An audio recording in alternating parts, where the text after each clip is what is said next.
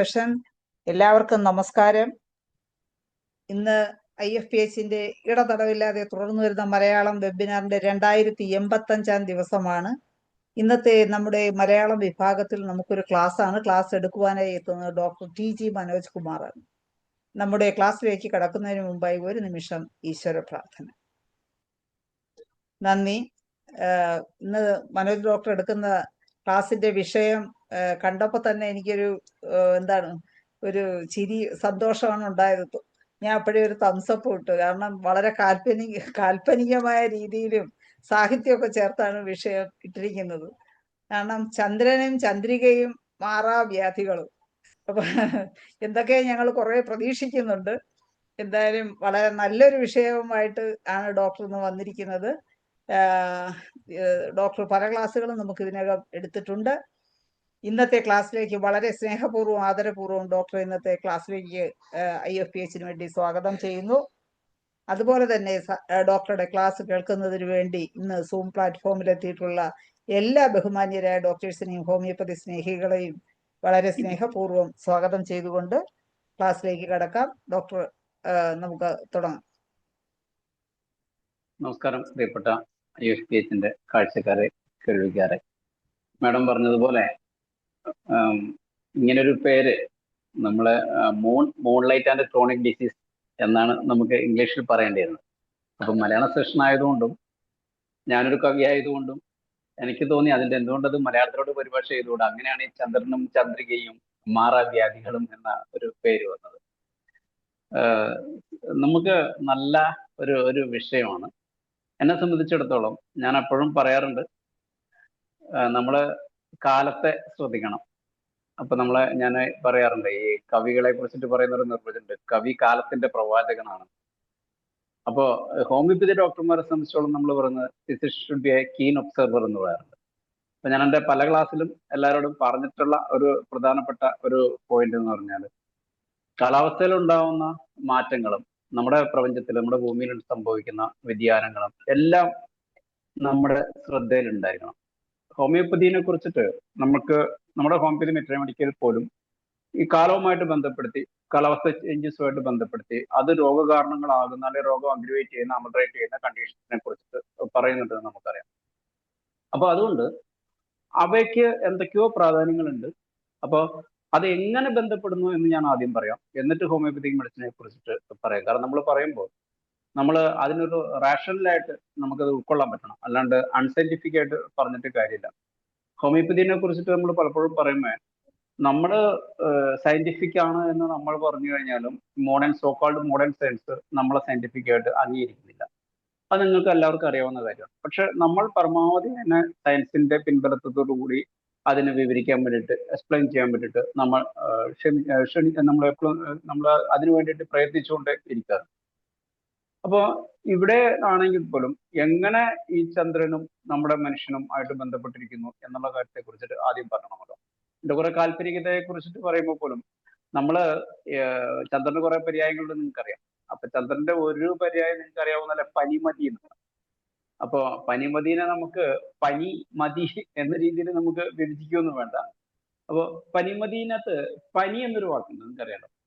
പനി എന്ന വാക്കിന്റെ അർത്ഥം സത്യത്തില് നമുക്ക് പനി എന്ന് പറഞ്ഞാല് പനിയുടെ ലക്ഷണം എന്താ? പനി എന്ന് പറഞ്ഞാൽ ഭൂരിഭാഗം പേര് വിചാരിക്കുക ചൂട് എന്നുള്ളതാണല്ലോ. അപ്പൊ നമ്മുടെ ഡോക്ടർമാരായാലും മലയാളി പാണ്ഡിത്യം ഇല്ലാത്തവരെല്ലാം സത്യത്തിൽ പനി എന്ന് പറഞ്ഞാൽ ചൂട്. സത്യത്തിൽ പനി എന്ന് പറഞ്ഞാൽ കുളിര് എന്നാണ് അർത്ഥം. പിന്നെ അതുകൊണ്ടാണ് നമ്മൾക്ക് പനിനീര് എന്നുള്ള വാക്ക്, പനിനീർ പുഷ്പം എന്നൊക്കെ പറയുന്നത്, പനിനീരിന് തണുപ്പും കുളിരും ഉള്ളത് കൊണ്ടാണ്. പനി എന്ന് പറഞ്ഞാൽ കുളിര് എന്നാണ് അർത്ഥം. അതുകൊണ്ട് തന്നെ പനിമതി എന്ന് പറയാനുണ്ട് ചന്ദ്രന്റെ വെളിച്ചത്തിന് കുളിരുള്ളത് കൊണ്ടാണ്. നിലാവിന്റെ ചൂടല്ല, കുളിരുള്ളത് കൊണ്ടാണ് നമുക്ക് പനിമതി എന്നുള്ള വാക്ക് ഉപയോഗിക്കുന്നത്. അപ്പൊ ഇത് ചന്ദ്രനും ഭൂമിയുമായിട്ടുള്ള ബന്ധത്തെ കുറിച്ചിട്ട് നമുക്കറിയാം. നമ്മളെ ഭൂമിയെ ചുറ്റുന്ന ഒരു ഉപഗ്രഹം എന്നതിനൊപ്പം തന്നെ ഭൂമിയെ ആകർഷിക്കുകയും ചെയ്യുന്നുണ്ട് ചന്ദ്രൻ എന്ന് നമുക്കറിയാം. ചന്ദ്രന്റെ ആകർഷണ ഫലമായിട്ട് നമ്മുടെ ഭൂമിയിൽ ഏറ്റവും വേലിയിറക്കം ഉണ്ടാകുന്നുണ്ട് എന്ന് നമുക്കറിയാം. പക്ഷെ ഇതേ സയൻസ് എല്ലാം നമ്മൾ പഠിക്കുന്ന നമ്മള് ഈ ഭൂമിക്ക് ഇത്രയും ദൂരെയുള്ള ഒരു ചന്ദ്രന് ഭൂമിയിൽ ഉള്ള ഇത്രയും വലിയൊരു വെള്ളത്തിന്റെ സ്രോതസ്സിനെ വലിച്ച് ഒരു മീറ്ററോളം ഉയരത്തിൽ ഉയർത്താൻ പറ്റുന്ന രീതിയിലുള്ള ഒരു വേലിയേറ്റം ഉണ്ടാക്കാൻ പറ്റുന്ന സാഹചര്യം ഉണ്ടെങ്കിൽ അതിനോടനുബന്ധമായിട്ട് ആ ഈ ആ കരയിൽ ഉണ്ടാവുന്ന ഭൂമിയിൽ ഉണ്ടാവുന്ന ജീവജാലങ്ങളിലും അല്ലെങ്കിൽ മറ്റുള്ള കാര്യങ്ങളിലൊക്കെ ഇൻഫ്ലുവൻസ് ചെലുത്താൻ കഴിയില്ലേ എന്നൊരു ചിന്ത അത് ഹോമിയോപ്പതിനെ പോലുള്ള നാച്ചുറൽ സയൻസിൽ വിശ്വസിക്കുന്ന ഒരു വൈദ്യശാസ്ത്രത്തിന് വിശ്വസിക്കാൻ യാതൊരു ബുദ്ധിമുട്ടില്ല. ഹോമിയോപ്പതിക്കായാലും ശരി, ആയുർവേദത്തിലായാലും എല്ലാവരും മോണിന്റെ ഇൻഫ്ലുവൻസിനെ കുറിച്ചിട്ട് അതിന്റെ എഫക്റ്റിനെ കുറിച്ചിട്ട് ബോധമുള്ളവരാണ്. പക്ഷെ മോഡേൺ സയൻസിന് ഇപ്പോഴും അത് അംഗീകരിക്കാൻ വിഷമമുണ്ട്. സയൻസിന്റെ ഒരു പ്രശ്നത്തെ കുറിച്ചിട്ട് ഞാൻ പറയുന്നത് വെച്ചാൽ സയൻസിന്റെ നിർവചനങ്ങളിൽ തന്നെ ചില അപര്യാപ്തതകൾ ഉണ്ടായിരുന്നു. അപ്പൊ അതൊക്കെ സത്യമാണ്. അത് കണ്ണടച്ചിട്ട് അവർ അംഗീകരിക്കുന്നില്ല എന്ന് പറഞ്ഞിട്ട് കാര്യമില്ല. കാരണം അത്രയും ഒരു ചട്ടക്കൂടിന് പുറത്തു പോകാൻ സയൻസിന് പലപ്പോഴും പറ്റുന്നില്ല എന്നുള്ളതാണ് ഞാൻ പലപ്പോഴും പറഞ്ഞിട്ടുള്ള കാര്യങ്ങൾ തന്നെയാണിത്. എങ്കിലും ഒന്നും കൂടെ പറയുക. അപ്പോൾ അതിനകത്ത് സയൻസ് എന്ന് പറഞ്ഞാൽ ശരിക്കും സംഭവിക്കുന്ന ഒരു കാര്യത്തിന് ഒരു വിശദീകരണം കൊടുക്കുന്ന ഒരു ശാഖയാണ് എന്ന് നമുക്ക് പറയാൻ പറ്റും. നിങ്ങൾ നോക്കിയാൽ മതി. ഇപ്പൊ ന്യൂട്ടന്റെ തലയിൽ ആപ്പിൾ വീണു എന്നുള്ളതാണ്. ആപ്പിൾ വീണത് എന്തുകൊണ്ട്? ആപ്പിൾ അങ്ങനെ വീണുകൊണ്ടേയിരിക്കുന്നു. ആപ്പിൾ അദ്ദേഹത്തിന്റെ തലയിൽ വീണത് എന്ത് എന്നുള്ള വിശദീകരണമാണ് ശരിക്കും ശാസ്ത്രം എന്ന് പറയുന്നത്. രണ്ടാമത് ആ ഒരു കണ്ടുപിടുത്തത്തിന്റെ ആപ്ലിക്കേഷൻ, നമ്മൾ അപ്ലൈഡ് സയൻസ് എന്ന് പറയുന്നത്, അതാണ് ശാസ്ത്രം. ഇപ്പൊ ഒരു വണ്ട് പറക്കുന്നത് എങ്ങനെ, വണ്ട് പറക്കുന്നതിന്റെ മെക്കാനിസം, വണ്ട് പറക്കുന്നത് എങ്ങനെയെന്നുള്ളതാണ് ചോദ്യം. ആ ചോദ്യത്തിന് നമ്മൾ ഒരു ഉത്തരം കണ്ടുപിടിക്കുന്നു. അങ്ങനെയാണെങ്കിൽ അതേ രീതിയിൽ മറ്റൊരു ഉപകരണം നമുക്ക് പറപ്പിക്കാൻ പറ്റുമോ? വിമാനങ്ങളുടെയും ഇപ്പോൾ ഉള്ള ജെറ്റുകളുടെയും ഒക്കെ കണ്ടുപിടുത്തങ്ങൾ ആ രീതിയിലാണ്. അപ്പോൾ സയൻസ് എന്ന് പറഞ്ഞാൽ ആക്ച്വലി അതാണ്. പക്ഷെ ശരിക്കും അങ്ങനെയല്ല. ആദ്യം വേണ്ടത് ഒബ്സർവേഷനാണ്. ഒബ്സർവേഷൻ ആണ് ഒരു ഫാക്ട് കണ്ടെത്തുക. ഇപ്പൊ ആപ്പിൾ തലയിൽ വീണു എന്നൊരു ഫാക്ട് കണ്ടെത്തി അത് അംഗീകരിച്ചാൽ മാത്രമേ അതിന്റെ ഉത്തരം കണ്ടെത്താൻ. ഹോമിയോപ്പതിനെ സംബന്ധിച്ചോളം ഹോമിയോപ്പതിക്ക് മരുന്നുകൾ ഫലിക്കുന്നുണ്ട് എന്ന് നമുക്കെല്ലാം അറിയാമെങ്കിലും മോഡേൺ സയൻസിന് അത് എങ്ങനെ ഫലിക്കുന്നു എന്ന് ഉത്തരം കിട്ടാത്തതുകൊണ്ട് അവർ പറയുന്നത് ഫലിക്കുന്നേ ഇല്ല എന്നാണ്. ആപ്പിൾ തലയിലേ വീഴുന്നില്ല, ആപ്പിൾ തലയിൽ വീഴാനുള്ള ഒരു സാധ്യതയും ഇല്ല എന്ന് പറയുന്നത് പോലെയായിരിക്കും ഈ സയൻസിന്റെ ഒരു എക്സ്പ്ലനേഷൻ. അപ്പോ നമ്മൾ പറയുന്നത് ഇപ്പൊ ഇതുപോലെ ചന്ദ്രന്റെ ആകർഷണം കൊണ്ട് ഭൂമിയിൽ വേലിയേറ്റവും വേലിയിറക്കവും ഉണ്ടാകുന്നു എന്നുള്ള കാര്യം നിങ്ങൾക്ക് അറിയാവുന്ന കാര്യമാണ്, എല്ലായിടത്തും അറിയാവുന്ന കാര്യമാണ്. അത് ഒരു ദിവസത്തിന് 2 പ്രാവശ്യം വേലിയേറ്റവും 2 പ്രാവശ്യം വേലിയിറക്കവും ഉണ്ടാകുന്നു എന്നുള്ള കാര്യങ്ങളൊക്കെ നിങ്ങൾക്ക് അറിയാവുന്ന കാര്യം. അത് ഏകദേശം 12 മണിക്കൂർ 25 മിനിറ്റ് കഴിയുമ്പോഴാണ് ഒരു വേലിയേറ്റങ്ങൾ ഉണ്ടാവും. അങ്ങനെ ദിവസത്തിൽ 2 തവണ ഉണ്ടാവും. ഏകദേശം 1 മീറ്ററോളം ഹൈറ്റ് വെള്ളം. അപ്പോൾ ഈ ഒരു വിഷയത്തെ കുറിച്ചിട്ട് ഞാൻ ധനേഷ് സാറിനോട് ഇങ്ങനെ പറഞ്ഞു, സാർ ഇങ്ങനെ ഒരു വിഷയം എടുക്കാം. കുഴപ്പമില്ല, നല്ല വിഷയമാണ്. അപ്പൊ ഞാൻ എപ്പോഴും ക്ലാസ് എടുക്കാൻ വേണ്ടിയിട്ട് കുറച്ച് പ്രിപ്പയർ ചെയ്യാൻ നോക്കുമ്പോൾ എന്റെ മനസ്സിൽ തോന്നുന്ന കുറെ മറ്റുള്ള കുറെ ചോദ്യങ്ങളുണ്ടാവും. ആ ചോദ്യങ്ങളാണ് സത്യം പറഞ്ഞാൽ എന്റെ ജീവിതത്തിന് വലിയൊരു സന്തോഷം, എന്റെ കണ്ടെത്തലുകൾക്കും എന്റെ എന്താ പറയാ ഈ അന്വേഷണങ്ങൾക്കും വലിയൊരു ഇൻട്രസ്റ്റിംഗ് ആണ്. അപ്പൊ ഞാൻ എടുത്തു കഴിഞ്ഞപ്പോഴാണ് വിചാരിച്ചത് ഇത് ഇത്രയും വലിയൊരു സബ്ജക്റ്റ് ആയിരുന്നോ. ഞാൻ വിചാരിച്ചത് ഈ മൂൺ ഫേസിനെ കുറിച്ചിട്ടൊക്കെ വിവരിച്ചിട്ട് പോകാമെന്നാണ് വിചാരിച്ചത്. അപ്പൊ ഓരോരോ കാര്യങ്ങൾ വായിക്കുമ്പോഴും പുതിയ പുതിയ ചോദ്യങ്ങൾ മനസ്സിലാവും. ചന്ദ്രൻ ഭൂമിയെ ആകർഷിക്കും, ഭൂമിയിലെ ജലത്തെ ആകർഷിക്കുമെങ്കിൽ അതിനേക്കാൾ ഭാരം കുറഞ്ഞ അതിന്റെ ഒരു അന്തരീക്ഷമില്ല, ഭൂമിയുടെ അന്തരീക്ഷം. എന്തുകൊണ്ട് ഭൂമിയുടെ അന്തരീക്ഷത്തെ അത് ആകർഷിക്കുന്നുണ്ടാവില്ല? അങ്ങനെ ആകർഷിക്കുന്നുണ്ടോ എന്നുള്ളൊരു ചോദ്യം ഉണ്ടാവില്ലേ? നമ്മൾ ഇതുവരെ അല്ലെ എത്ര പേര് അതിനെക്കുറിച്ച് ചിന്തിച്ചിട്ടുണ്ടെന്ന് എനിക്കറിയില്ല. പക്ഷെ എന്റെ മനസ്സിൽ തോന്നിയ ഒരു കാര്യം, ചന്ദ്രന് അങ്ങനെ ഒരു ആകർഷണ ശേഷി ഉണ്ടെങ്കിൽ അത് അന്തരീക്ഷത്തെ ആകർഷിക്കില്ലേ, മണ്ണിനെ ആകർഷിക്കില്ലേ? അങ്ങനെ ഒരു ചിന്ത വന്നു. അപ്പൊ അങ്ങനെ ഞാൻ സെർച്ച് ചെയ്തപ്പോഴാണ് ഇങ്ങനെയുള്ള ആകർഷണങ്ങളെല്ലാം ഭൂമിയിൽ നടക്കുന്നുണ്ട്. നമ്മുടെ അറിവില്ലായ്മ കൊണ്ട് ഇതിനെ കുറിച്ചിട്ട് വലിയ ധാരണ ഇല്ലാത്തതാണ് എന്നുള്ള കാര്യം മനസ്സിലായത്. അപ്പൊ എന്ന് വെച്ച് കഴിഞ്ഞാല് നമ്മൾ സാധാരണ ഈ ടൈഡിനെ കുറിച്ച് പറയുന്നുണ്ടല്ലോ, വേലിയേറ്റവും വേലിയിറക്കവും എന്ന് പറയുന്നത് പോലെ തന്നെ എൻവയോൺമെന്റില് മറ്റുള്ള സാധനങ്ങളെയും ചന്ദ്രൻ ആകർഷിക്കാറുണ്ട്. അതിന്റെ ഭാഗമായിട്ട് വായുവിന് വ്യത്യാസം വരാറുണ്ട്. വായു എന്ന് വെച്ചാൽ നമ്മുടെ വായുമണ്ഡലം എന്ന് നമ്മൾ ആകാശം എന്നൊക്കെ പറയുന്ന രീതിയിലുള്ള ഈ വായു മണ്ഡലത്തിന് വ്യത്യാസം വരാറുണ്ട്. അതിനെയും ചന്ദ്രൻ വലിക്കാറുണ്ട്. ആ വലിക്കുന്നതിന്റെ ഭാഗമായിട്ട് അറ്റ്മോസ്ഫിയറിക് ടൈഡ് എന്ന് പറയും. അറ്റ്മോസ്ഫിയർ, ഇതൊക്കെ ചെറിയ എത്ര പേർക്ക് പരിചയമുണ്ടെന്ന് എനിക്കറിയില്ല. അറ്റ്മോസ്ഫിയറിക് ടൈഡ് എന്ന് പറയുന്ന ഒരു പ്രതിഭാസം നടക്കുന്നുണ്ട്. ലാൻഡ് ടൈഡ് മണ്ണിനെയും വലിക്കും അത്രേ. ഏകദേശം പറയുന്നത് വെച്ചാൽ ഫ്യൂ സെന്റിമീറ്റേഴ്സ് ഓരോ ദിവസവും മണ്ണിനെ ആ സൈഡിലോട്ട് വലിയുകയും ചുരുങ്ങുകയും ചെയ്യുന്നുണ്ട്. പക്ഷെ ഇതൊന്നും വളരെ ഒബ്സർവബിൾ അല്ല എന്നുള്ളത് മാത്രമേ ഉള്ളൂ. കാരണം നമ്മുടെ മോളിക്യൂൾസിന് ചലിക്കാനുള്ള ആ ഒരു ഇതിനനുസരിച്ച്, ആ ചലന സ്വാതന്ത്ര്യത്തിനനുസരിച്ച് കരയെ അത്രയും വലിച്ചു വെക്കാൻ പറ്റുള്ളൂ. വെള്ളത്തിനാകുമ്പോൾ നമുക്ക് 1 മീറ്ററോളം വലിച്ചു വെക്കുന്നു. വായുവില് കണികകൾ തമ്മിൽ അകലത്തിലായതുകൊണ്ട് അതിനെ ആകർഷിക്കുന്നതിന് ഒരു പരിധിയുണ്ട്. പക്ഷെ കാലാവസ്ഥാ വ്യതിയാനങ്ങൾ, ടൈനി ചേഞ്ചസ് ഉണ്ടാകാമെന്നും അന്തരീക്ഷത്തില് മർദ്ദവ്യത്യാസം ഉണ്ടാകാമെന്നും ചിലപ്പോൾ അതുകൊണ്ട് ഫ്ലൈറ്റിലൊക്കെ പോകുന്നതുകൊണ്ട് നമ്മളെ പിന്നെ ഗട്ടേഴ്സ്, എയർ ഗട്ടേഴ്സ് ഫോം ചെയ്യുമെന്നും അതുപോലെ തന്നെ വിൻഡ് പാറ്റേൺ, കാറ്റിന്റെ ഗതികൾ മാറ്റം വരുമെന്നും ഒക്കെ ഇപ്പൊ നെറ്റ് നോക്കിയപ്പോഴാണ് അറിയുന്നത്. എനിക്ക് കിട്ടിയ അറിവുകൾ ഞാൻ നിങ്ങൾക്കൂടി ഷെയർ ചെയ്യുകയാണ്.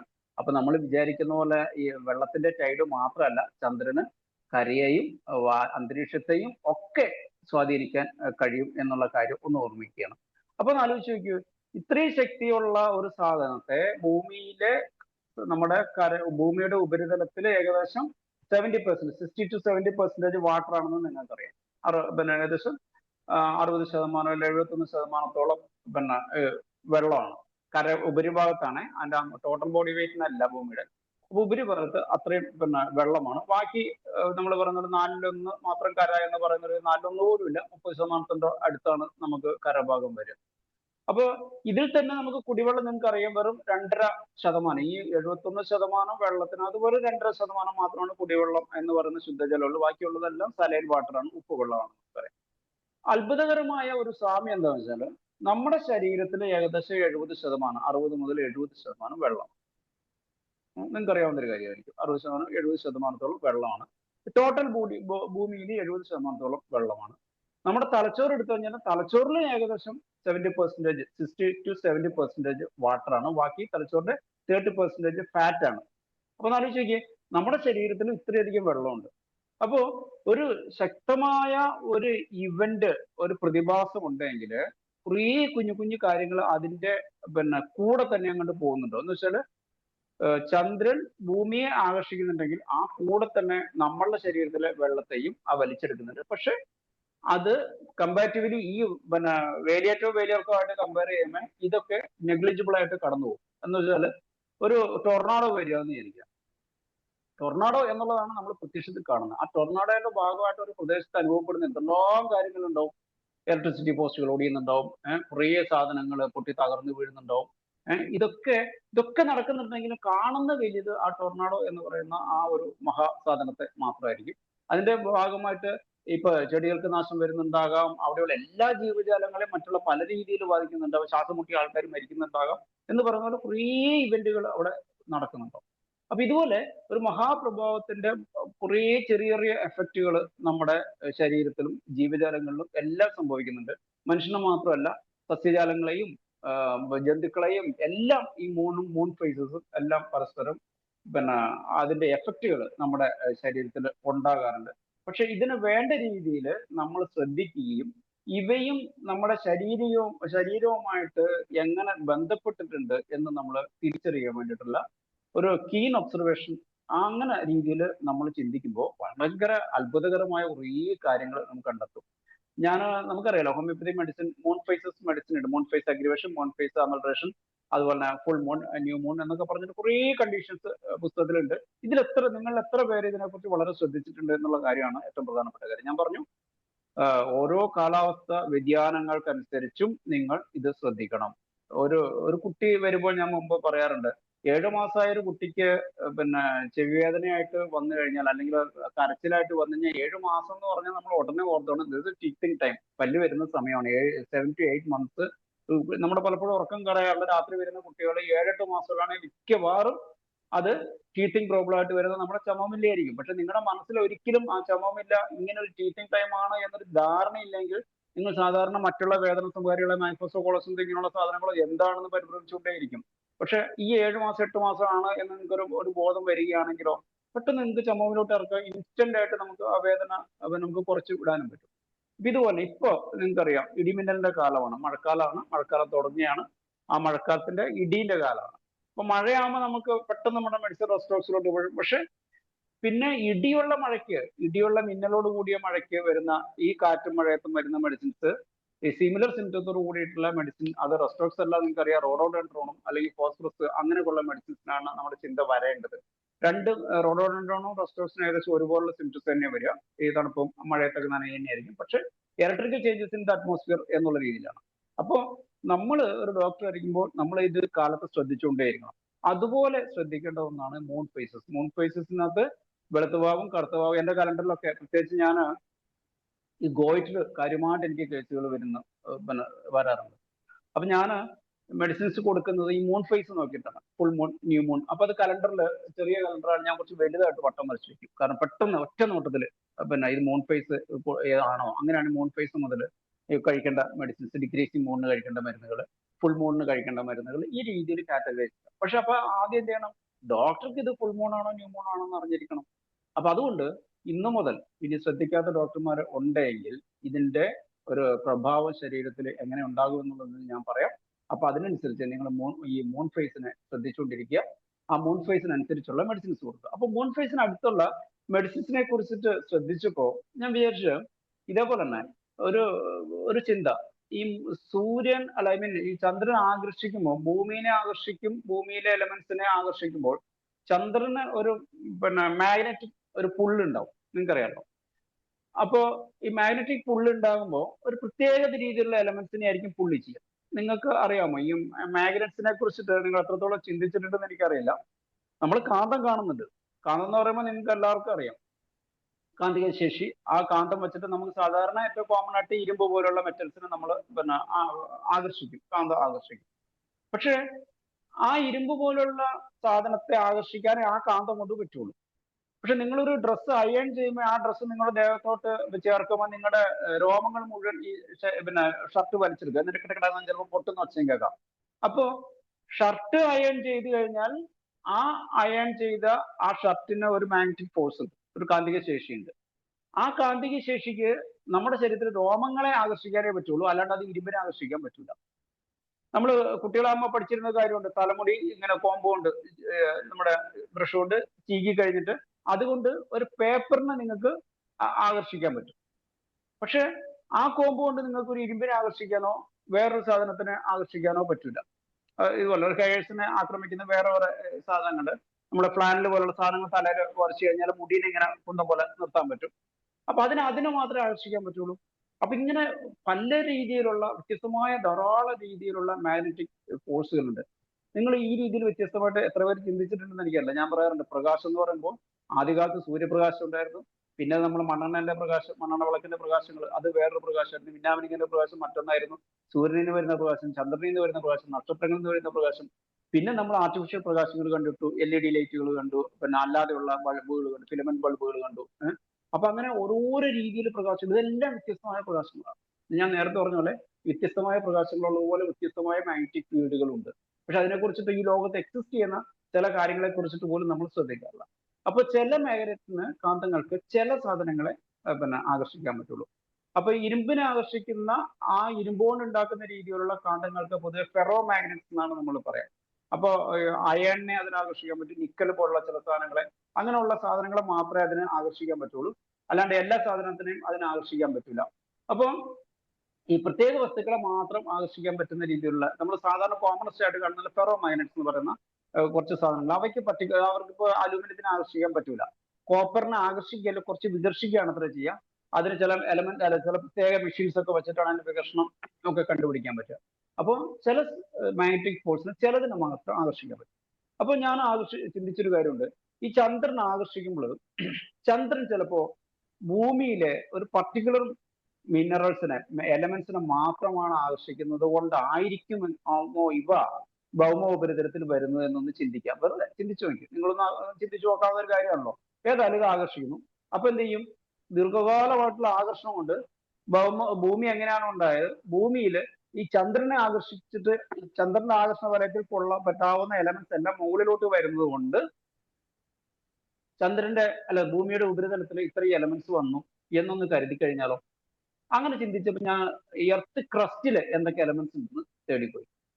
അത്ഭുതം എന്ന് പറയട്ടെ, ഈ എർത്ത് ക്രസ്റ്റിൽ കാണുന്ന ഈ എലമെന്റ്സ് തന്നെയാണ് ഹോമിയോപ്പതിയിലെ moon phase aggravation or moon phase amelioration എന്ന് പറയുന്ന മെഡിസിൻസിൽ എല്ലാം വരുന്നത്. അത് രസമുണ്ട്. എർത്ത് ക്രസ്റ്റില് ഏറ്റവും കൂടുതൽ കാണുന്ന ഓക്സിജൻ ആണ് കേട്ടോ. ഓക്സിജൻ എന്ന് പറഞ്ഞാൽ വായുവിലെ ഓക്സിജൻ അല്ല, ഓക്സിജൻ കോമ്പൗണ്ട്സ് ആണ്. പിന്നെ നമ്മള് ഓക്സീകരണമാണ് ഏറ്റവും കൂടുതൽ എലമെന്റ്സ് നടക്കുന്നത് കൊണ്ടുള്ള വ്യത്യസ്തമായിട്ടുള്ള ഓക്സൈഡ്സ് ആണ് ഏറ്റവും കൂടുതൽ ഭൗമോപരിതലത്തിൽ കാണുന്നത്. ഏറ്റവും കോമൺ ആയിട്ട് കാണുന്ന നമ്മുടെ മണ്ണ്, പാറ, കല്ല് എന്നൊക്കെ പറയുന്ന സിലിക്കൺ ഡയോക്സൈഡ്. അപ്പൊ ഏറ്റവും കൂടുതൽ കാണുന്ന ഓക്സൈഡ്സ് ആണ്. അപ്പൊ രണ്ടാമത് കാണുന്നത് സിലിക്കൺ ആണ്. സിലിക്കൺ പല രൂപത്തിൽ, സിലിക്കൺ ഓക്സൈഡ്സ് ആണ്, പിന്നെ സിലിക്കൺ ഡയോക്സൈഡ് ആണ് നമ്മൾ കാണുന്ന പാറകള്. ഭൂമിയിൽ കാണുന്ന മണലുകളെല്ലാം സിലിക്കൺ ഡൈ ഓക്സൈഡ്. അപ്പൊ മണ്ണെന്ന് പറഞ്ഞാൽ ഒരു മിക്സ്ചറാണ്, നിങ്ങൾക്ക് അറിയാവുന്ന പോലെ സിലിക്കൺ ഡൈ ഓക്സൈഡും പിന്നെ മറ്റുള്ള എന്താണ് വെജിറ്റബിൾസും ഓർഗാനിക് മാറ്റേഴ്സ് ഉണ്ടാവും, മനുഷ്യനും മറ്റു ജീവജാലങ്ങളിലെല്ലാം ജീവ അവശിഷ്ടങ്ങളും പിന്നെ ഈ വെള്ളവും ഒക്കെ ചേർന്നിട്ടുള്ള 50% മാത്രം അതിനകത്തുള്ള പിന്നെ ഭൂമിയുടെ ക്രസ്റ്റിൽ കാണുന്ന സോയിലിനകത്ത് ഒരു എലമെന്റ്സ് എന്ന് പറഞ്ഞ വാക്കുള്ളൂ. മറ്റുള്ളതെല്ലാം ഇങ്ങനെ വായും ജലവും വാതകങ്ങളൊക്കെ ചേർന്നിട്ട് ഒരു മിക്സറാണ് ശരിക്കും മണ്ണ്. അപ്പൊ നമ്മളെ മണൽ എന്ന് പറയുന്നത് സിലിക്കൺ ഡൈ ഓക്സൈഡ്. അപ്പൊ ഞാൻ പറഞ്ഞാല് ഭൂമിയുടെ ക്രസ്റ്റിലെ ഏറ്റവും കൂടുതൽ കാണുന്നത് ഏകദേശം 46% കാണുന്ന ഓക്സിജൻ ആണ്. രണ്ടാമത്തെ മൂലകം 28% സിലിക്കൺ ആണ്. മൂന്നാമത്തത് 8% കാണുന്ന അലൂമിനിയം ആണ്. പിന്നെ അയൺ ഉണ്ട്, കാൽഷ്യം ഉണ്ട്, സോഡിയം, പൊട്ടാസ്യം, അങ്ങനെയൊക്കെയുള്ള മെഗ്നീഷ്യം, ടൈറ്റാനിയം എന്നൊക്കെ പറയുന്ന രീതിയിലാണ് അതിന്റെ ഓർഡർ ഓഫ് പ്രിഫറൻസ് വരിക. നമ്മുടെ ഹോമിയോപ്പതിക്ക് മൂൺ ഫേസ് അഗ്രിവേഷനകത്ത് ഏറ്റവും പ്രധാനപ്പെട്ട മെഡിസിൻസിലൊന്ന് സെലീഷ്യയാണ്, രണ്ടാമത് അലൂമിനിയാണ്, മറ്റൊന്ന് ഏകദേശം നമ്മുടെ ഭൂമിയുടെ 4% വരുന്ന കാൽഷ്യ കാർബാണ്, കാൽഷ്യമാണ്. അപ്പോൾ നോക്ക് ഇതെങ്ങനെയാണ് ഇത് ബന്ധപ്പെട്ടിരിക്കുന്നത്. നമ്മൾ ഹോമിയോപ്പതി ഒരിക്കലും ഹനുമാൻ പോലും ഈ മെഡിസിൻ കണ്ടുപിടിക്കുമ്പോൾ മൂൺ ഫേസ് അഗ്രിവേഷൻ അല്ലെങ്കിൽ മറ്റുള്ള നമ്മുടെ ഹോമിയോപ്പതിക് പില്ലേഴ്സ് ഈ മൂൺ ഫേസ് അഗ്രിവേഷൻ കണ്ടുപിടിക്കുമ്പോൾ ഇവരൊരിക്കലും ചിന്തിച്ചിട്ടുണ്ടെന്ന് തോന്നുന്നില്ല ഇതാണ് ഭൂമിയുടെ ക്രസ്റ്റിലുള്ള പ്രധാനപ്പെട്ട മൂലകങ്ങൾ. അപ്പൊ നമ്മൾ നോക്കി ഇത് തമ്മിലൊരു ഇന്ററാക്ഷൻസ് ഉണ്ടാവാൻ സാധ്യതയില്ലേ. ഞാൻ ഇതേപോലെ തന്നെ നമ്മുടെ മൂണിന്റെ ക്രസ്റ്റിൽ എന്തൊക്കെയാ ഉള്ളതെന്ന് നോക്കി. മൂണിന്റെ ക്രസ്റ്റിലുള്ള പ്രധാനപ്പെട്ട ചന്ദ്രോപരിതലത്തിൽ പ്രധാനപ്പെട്ട കാണുന്ന ഇതേപോലെ തന്നെ ഭൂമിയുടെ ഒരു പാർട്ടീഷൻ പോലെ തന്നെയാണ്, ഭൂമിയുടെ ഒരു കഷ്ണം പൊട്ടിപ്പോയത് തന്നെയാണെന്ന് വിചാരിക്കേണ്ടി വരും. കാരണം ചന്ദ്രോപരിതലത്തിൽ ഏറ്റവും കൂടുതലുള്ള 45% തന്നെ എന്ന് വെച്ചാൽ ഭൂമിയുടെ അതേ രീതിയിലുള്ള ഒരു ഇതായിട്ട് അത്ര പെർസെന്റേജ് ഓക്സിജൻ അടങ്ങിയ വസ്തുക്കളും, രണ്ടാമത് സിലിക്കൺ ഇതേപോലെ തന്നെ 28% ചന്ദ്രനിലുള്ളത് പോലെ തന്നെയാണ് ഭൂമിയിൽ 28% സിലിക്കയാണ്. പിന്നെ മൂന്നാം സ്ഥാനം ചന്ദ്രനിലെ മെഗ്നീഷ്യാണ്. നമ്മുടെ ഭൂമിയിലാണെങ്കിൽ ഏകദേശം 5ാം സ്ഥാനമാണ് മെഗ്നീഷ്യത്തിന് വരിക. പിന്നെ അയൺ അവിടെയുണ്ട്, കാൽഷ്യം 4.1 ഭൂമിയിലെ പോലെ തന്നെ. അപ്പോ നമ്മൾ വിചാരിക്കാത്ത ഒരു കണക്ഷൻസ് ഈ ഭൂമിയും ചന്ദ്രനും ഇവിടെയുള്ള നമ്മുടെ ഹോമിയോപ്പതിയിലുള്ള മെഡിസിൻസ് തമ്മിൽ ഉണ്ട് എന്നുള്ള നമ്മൾ അറിയാതെ കണ്ടുപിടിച്ച ഈ മെഡിസിൻസും ഈ ഭൗമോപരിതലത്തിലും ചന്ദ്രോപരിതലത്തിലുള്ള മിനറൽസും തമ്മിലുണ്ട് എന്നത് ഓർക്കുകയാണെങ്കിൽ നമുക്ക് ഇത് പഠിക്കാനും ഓർത്തിരിക്കാനും ഇവ തമ്മിൽ എന്തോ ഒരു ബന്ധം നമ്മൾ ഇപ്പൊ സയൻസ് ഉപയോഗിച്ചിട്ട് കണ്ടുപിടിക്കുന്നു എന്ന് പറയുന്നൊരു വിവരം. ഞാൻ പറഞ്ഞല്ലോ ചില കാര്യങ്ങൾ ഉണ്ടാവുന്നു, അവിടെ വിവരണം അവ എങ്ങനെ ഫലിക്കുന്നു എന്നുള്ളതിൽ ഒരു എക്സ്പ്ലനേഷൻ കൊടുക്കുമ്പോൾ ഇവയെ തമ്മിൽ എങ്ങനെയൊക്കെയോ ഒരു ബന്ധമുണ്ട് എന്നും അതിനെക്കുറിച്ച് കൂടുതൽ ഗവേഷണം നടത്തേണ്ടത് ഞാനല്ല, എന്നെക്കാളും എക്സ്പെർട്ട് ആയിട്ടുള്ള സയൻസ് അറിയാവുന്ന ആൾക്കാരായിരിക്കണം എന്നുള്ളതാണ് എനിക്ക് പറയാനുള്ള ഒരു കാര്യം. പിന്നെ ഈ നമ്മുടെ ഈ ചന്ദ്രനും നേരത്തെ പറഞ്ഞ പോലെ ഈ ചന്ദ്രികയും ചന്ദ്രനും മനുഷ്യനും തമ്മിലുള്ള ബന്ധങ്ങളെ കുറിച്ചിട്ട് നിങ്ങൾക്ക് അറിയാം. നമുക്ക് തന്നെ മലയാളത്തിൽ ധാരാളം കവികൾ എഴുതിയിട്ടുണ്ട്, ചന്ദ്രികയിൽ അലിയുന്നു ചന്ദ്രകാന്തം എന്നൊക്കെ പറയുന്ന പാട്ടുകളൊക്കെ നിങ്ങൾ കേട്ടിട്ടുണ്ടോ. ചന്ദ്രകാന്തം എന്താണെന്ന് വെച്ചാൽ അറിയാമോ നിങ്ങൾ?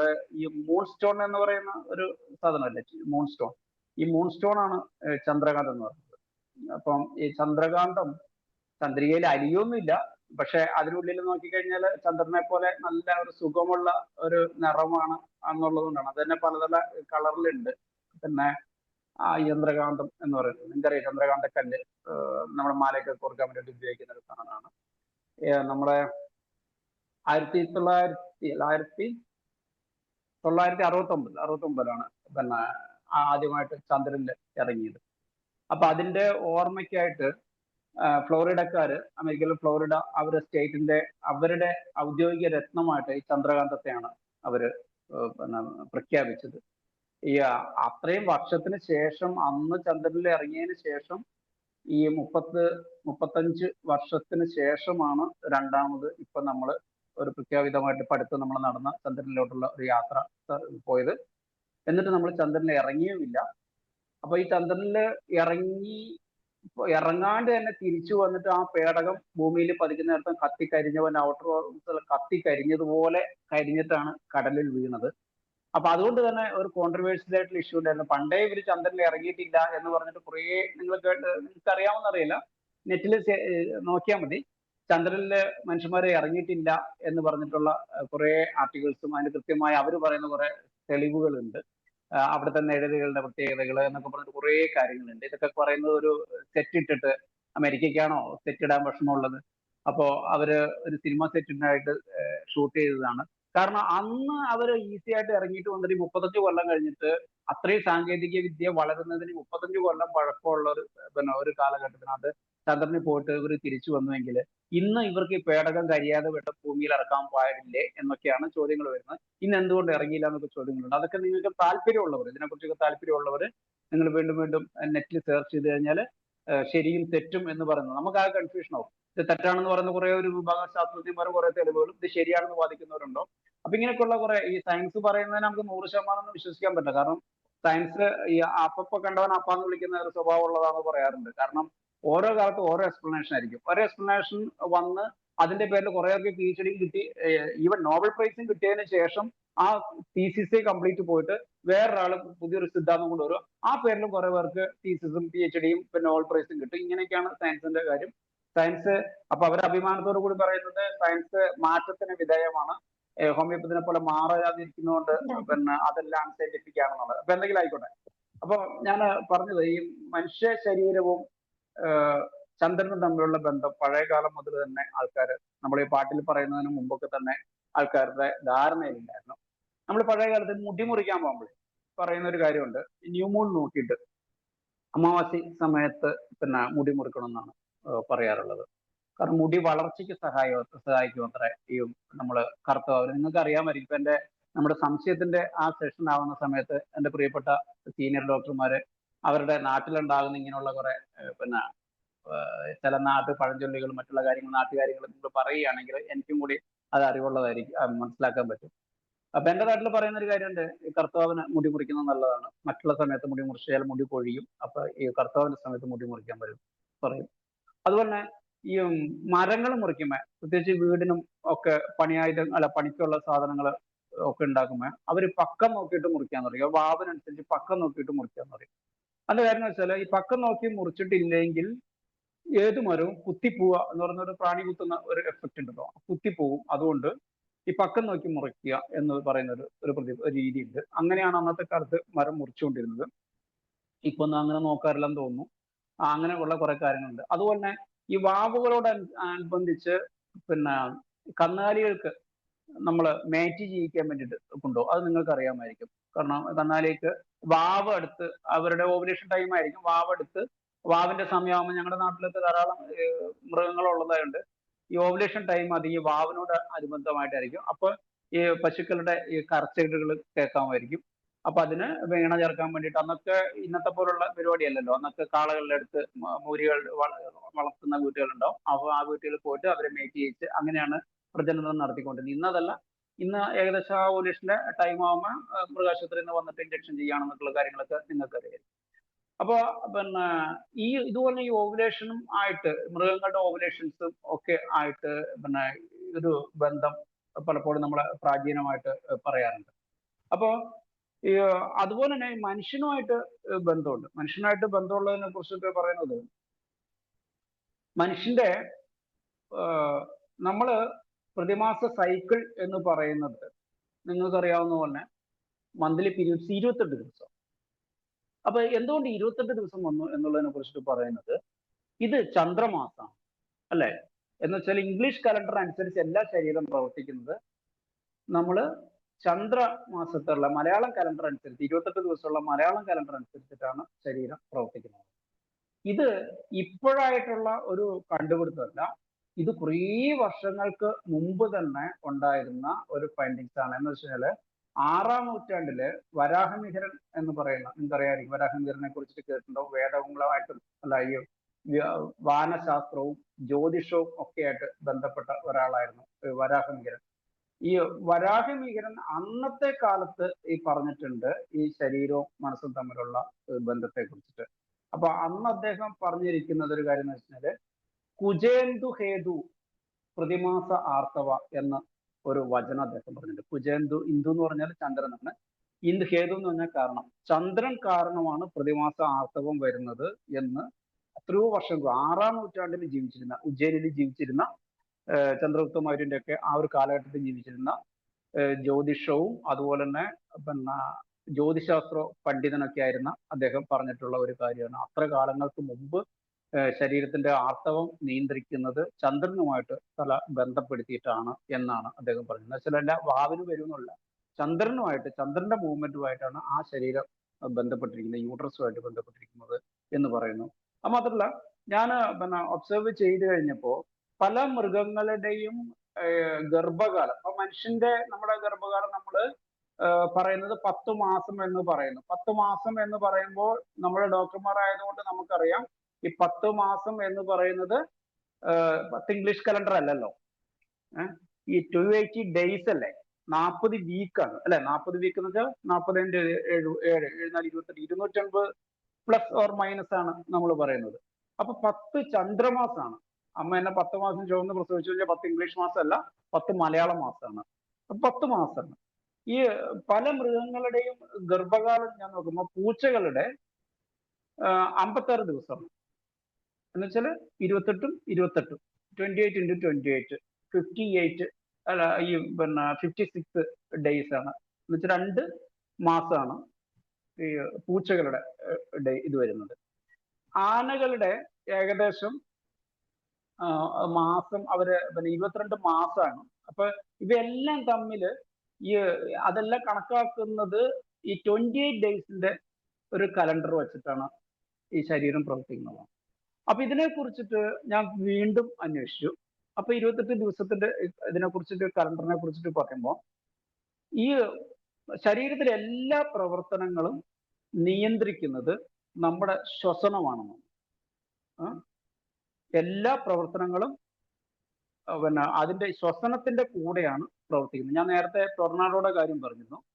ഒരു വലിയ ഒരു സംഭവം നടക്കുന്നതിന്റെ കുഞ്ഞ് എഫക്റ്റുകളായിട്ട് കുറേ കാര്യങ്ങൾ ശരീരത്തിൽ നടക്കുന്നുണ്ടാവും. അപ്പൊ ആ കാര്യങ്ങളൊന്നും അതൊക്കെ അങ്ങ് നടന്നു പോയിക്കൊണ്ടേയിരിക്കും. പക്ഷെ മേജർ എഫക്റ്റ് എന്ന് പറയുന്ന ഒരു സംഭവം. അപ്പൊ അതുപോലെ ഏറ്റവും പ്രധാനപ്പെട്ട പ്രവർത്തനം എന്ന് പറഞ്ഞാൽ ശ്വാസകോശമാണ്. ആ ശ്വാസകോശത്തിന്റെ ചലനം നിങ്ങൾക്ക് നിയന്ത്രിക്കാൻ പറ്റുന്നതിനനുസരിച്ച് നിങ്ങളുടെ ശരീരത്തിലെ എല്ലാ പ്രവർത്തനങ്ങളും നിയന്ത്രിക്കാൻ പറ്റും. ഇത് പഴയൊരു കൺസെപ്റ്റ് അല്ല, പുതിയ കൺസെപ്റ്റും കൂടിയാണ്.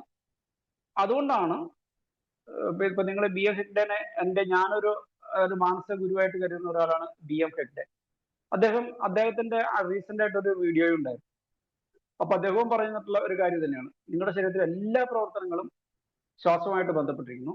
If you can control your breath, you can control every activity in your body except one. അത് ഞാൻ പറയാം. അപ്പൊ ആ ഒരു കൺസെപ്റ്റ് നിങ്ങളൊന്ന് ആലോചിച്ച് നോക്കൂ. ഇത്രയും വലിയൊരു ശ്വസന പ്രവർത്തനം നടക്കുന്നു. അപ്പൊ അതിന്റെ ഭാഗമായിട്ട് സത്യത്തിൽ എന്തിനാണ് ഈ ശ്വാസകോശം ഇവിടെ ഫിറ്റാക്കിയ, 2 ഹൃദയത്തിന്റെ നടുക്ക് മേജർ ഓർഗൻസിന് ഇടയ്ക്ക് ഫിറ്റാക്കിയ? ഇതിന്റെ മൂവ്മെന്റ്സ് ഈ ഹാർട്ടിനെയും ബാധിക്കും. ഹൃദയം പമ്പ് ചെയ്യാൻ നിങ്ങൾക്കറിയാം ശ്വാസകോശത്തിൽ വന്ന് ശുദ്ധീകരിച്ച് ആ ബ്ലഡ് തിരിച്ചെത്തി അതുകൂടി മൂവ് ചെയ്യാൻ സഹായിക്കുന്നതാണ്. അപ്പൊ ആ ഒരു ആക്റ്റീവായിട്ട് ഒരു സംഭവം നടക്കുന്നത് ശ്വസനവുമായിട്ട് ബന്ധപ്പെട്ടതാണ്. നിങ്ങൾ കുട്ടികളുടെ നമ്മുടെ പിന്നെ ഹാർട്ട് റേറ്റും ശ്വസന വേഗതയും തമ്മിലുള്ള ഒരു ബന്ധമുണ്ട്. അതിന്റെ ടേം ഞാൻ മറന്നുപോയി. അങ്ങനെ ഒരു കണക്ഷൻ നമ്മൾ പഠിപ്പിച്ചിട്ടില്ലേ? കുട്ടികളുടെ ശ്വസന വേഗത കൂടുമ്പോൾ ഹാർട്ട് റേറ്റ് കൂടും. അപ്പൊ ആ കുട്ടികളിൽ നമ്മൾ ഒബ്സർവ് ചെയ്യുന്ന ഒരു കാര്യമാണ്.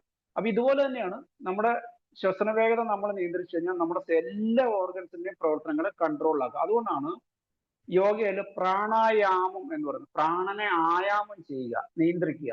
നമ്മുടെ കയ്യാമം എന്ന് പറയുന്നത് കയ്യിനെ നിയന്ത്രിക്കുന്നത്, വിലക്ക് വയ്ക്കുന്നതിന് കയ്യാമം എന്ന് പറയുന്നത് അതുകൊണ്ടാണ്. പ്രാണനെ ആയാമം ചെയ്യുന്ന പ്രക്രിയയാണ് നമ്മൾ യോഗയിലെ പ്രാണായാമം. അപ്പൊ പ്രാണായാമം ചെയ്യുകയാണെങ്കിൽ നിങ്ങൾക്ക് എല്ലാ അവയവങ്ങളും ഇൻക്ലൂഡിങ് ഹാർട്ട് റേറ്റ് കുറയ്ക്കാൻ പറ്റും. ഹാർട്ടിനെ സസ്പെൻഡഡ് ആനിമേഷൻ പോലെ നിർത്തിവെക്കാൻ പറ്റും നല്ല യോഗികൾക്ക്. അപ്പൊ അതിന്റെ എല്ലാ പ്രവർത്തനങ്ങളെയും നിങ്ങൾക്ക് ശ്വസനം കൊണ്ട് നിയന്ത്രിക്കാൻ പറ്റും. ഒരു കാര്യം മാത്രം നിയന്ത്രിക്കാൻ പറ്റില്ല എന്നും ആ നിയന്ത്രിക്കാൻ പറ്റാത്തത് യൂട്രസിന്റെ പ്രവർത്തനമായ പീരിയഡ്സ് മെൻസസ് ആണെന്നുള്ളതാണ്.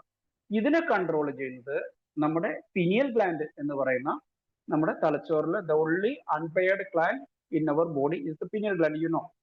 അപ്പൊ അതിന്റെ ലൊക്കേഷൻ നിങ്ങൾക്ക് അറിയാം, 2 ബ്രെയിൻ ഹെമിസ്ഫിയറിന്റെ നടുക്കായിട്ടാണ്. അതിന്റെ സ്ഥാനമാണ് നമ്മൾ 3-ാം കണ്ണ്, തൃക്കണ്ണ് എന്നൊക്കെ പറയുന്ന ഒരു പൊസിഷനായിട്ട് പറയാം. അതിനെക്കുറിച്ചൊക്കെ നിങ്ങൾക്ക് കുറച്ച് സ്പിരിച്വൽ വേൾഡുമായിട്ട് താല്പര്യമുള്ളവർ ചിന്തിച്ചു നോക്കുക. ഏകദേശം അങ്ങനെ ഒരു പൊസിഷൻ ഉണ്ടെങ്കിൽ അത് കണ്ണിന്റെ നടുക്കായിട്ട് വരും. ഇവിടെ കൊണ്ടുകഴിഞ്ഞാൽ ആ ഭാഗം നേരെ പിനിയൽ ഗ്ലാൻഡിന്റെ തൊട്ട് ആ ഭാഗത്താണ് വരിക എന്നാണ്. ഈ പിനിയൽ ഗ്ലാൻഡിനെ this is the most important organ. നമ്മുടെ 2 കണ്ണിന് 3-ാം കണ്ണെന്ന് പറയാൻ കാരണം എന്താ കാര്യം എന്ന് വെച്ചാൽ pineal gland sensitive to light ആണ്, പ്രകാശവുമായിട്ട് സെൻസിറ്റീവ് ഉള്ള കാര്യമാണ്. ഈ പ്രകാശവുമായിട്ട് സെൻസിറ്റിവിറ്റി ഉള്ളതാണ് ഈ പിനിയൽ ഗ്ലാൻഡ് എന്നുള്ള ആ പിനിയൽ ഗ്ലാൻഡിന് ഉണ്ടാകുന്ന ഹോർമോൺ പ്രധാനമായിട്ട് നിങ്ങൾക്കറിയാം മെലറ്റോണിൻ എന്ന് പറയുന്ന ഹോർമോണാണ്. ഈ മെലറ്റോണിൻ എന്ന് പറയുന്ന ഹോർമോൺ ആണ് നമ്മുടെ ഉറക്കത്തെയും ഉണർവിനെയും നിർണ്ണയിക്കുന്നത്. മെലറ്റോണിന്റെ അളവിൽ വ്യത്യാസം വരുമ്പോൾ നമുക്ക് ഉറക്കം വ്യത്യാസം വരികയും ചെയ്യും. അപ്പൊ അതുകൊണ്ട് തന്നെ ഹോമിയോപ്പതിയിൽ നമുക്ക് ഈ insomnia in moon phases, full moon, in new moon എന്നൊക്കെ പറഞ്ഞ മെഡിസിൻസ് ഞാൻ ഇതിന്റെ ഫോളോ അപ്പ് ആയിട്ടുള്ള ക്ലാസ്സുകളിൽ നമുക്ക് പറഞ്ഞുതരാം. പിന്നെ ഇതിന്റെ ഇൻഫ്ലുവൻസുകൾ എത്രത്തോളം ഉണ്ട് എന്നുള്ള കാര്യം.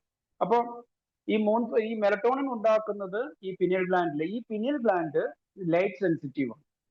ഈ പിനിയൽ ഗ്ലാൻഡിന്റെ പിന്നെ ആ ഒരു സെൻസിറ്റിവിറ്റി നിങ്ങൾക്ക് അതിനൊരു സെൻസേഷൻ, അത് സ്റ്റിമുലേഷൻ ഉണ്ടായാലാണ് നമ്മൾ ഉറക്കം ഉണരുക. അതുകൊണ്ടാണ് പുലർകാലത്ത് നമ്മൾ ഉറക്കം ഉണരുന്നത്. ഈ സൂര്യൻ ഉദിക്കുന്ന ആ സമയത്തുണ്ടാവുന്ന സെൻസിറ്റിവിറ്റി, അതുകൊണ്ടാണ് കോഴികൾ കൂവുന്നത്. ഇങ്ങനെയൊക്കെയുള്ള അത് നമ്മൾ എങ്ങനെ കണ്ടുപിടിച്ചിരുന്നാലും എന്താണ് വെളിച്ചമില്ലെങ്കിലും കോഴികൾക്ക് അതിന്റെ സെൻസിറ്റിവിറ്റി കുറച്ചുകൂടി കൂടുതലുണ്ട് എന്നാണ് പറയാം. അപ്പൊ ഇങ്ങനെയൊക്കെയുള്ള കുറെ കാര്യങ്ങൾ ഉണ്ട്. അപ്പൊ ഇതിനകത്ത് നമ്മുടെ യൂട്രസിനെ നിയന്ത്രിക്കുന്നത്, uterus is not under control of any other organs, but ഇതിന്റെ മാസ്റ്റർ കൺട്രോൾ പിനിയൽ ഗ്ലാൻഡിൽ നിന്നാണ് എന്നാണ് പുതിയ ഫൈൻഡിങ്സ് ഉള്ളത്. അപ്പൊ അതുകൊണ്ട് തന്നെ നമ്മുടെ യൂട്രസും നമ്മുടെ പിന്നെ മൂൺ ഫേസുമായിട്ട് വളരെ അധികം ബന്ധമുണ്ട് എന്നുള്ളതാണ് പിന്നെ ഒരു ഒബ്സർവേഷൻ. നിങ്ങൾക്ക് കൂടുതൽ താല്പര്യമുള്ള കാര്യങ്ങൾ, ഇപ്പൊ നമ്മൾ ഒരു ദിവസം കൊണ്ടൊന്നും പറഞ്ഞു തീർക്കാൻ പറ്റുന്ന കാര്യങ്ങളല്ല. കൂടുതൽ താല്പര്യമുള്ള ഞാനൊരു വെളിച്ചം കാണിച്ചു തരുന്നുള്ളൂ.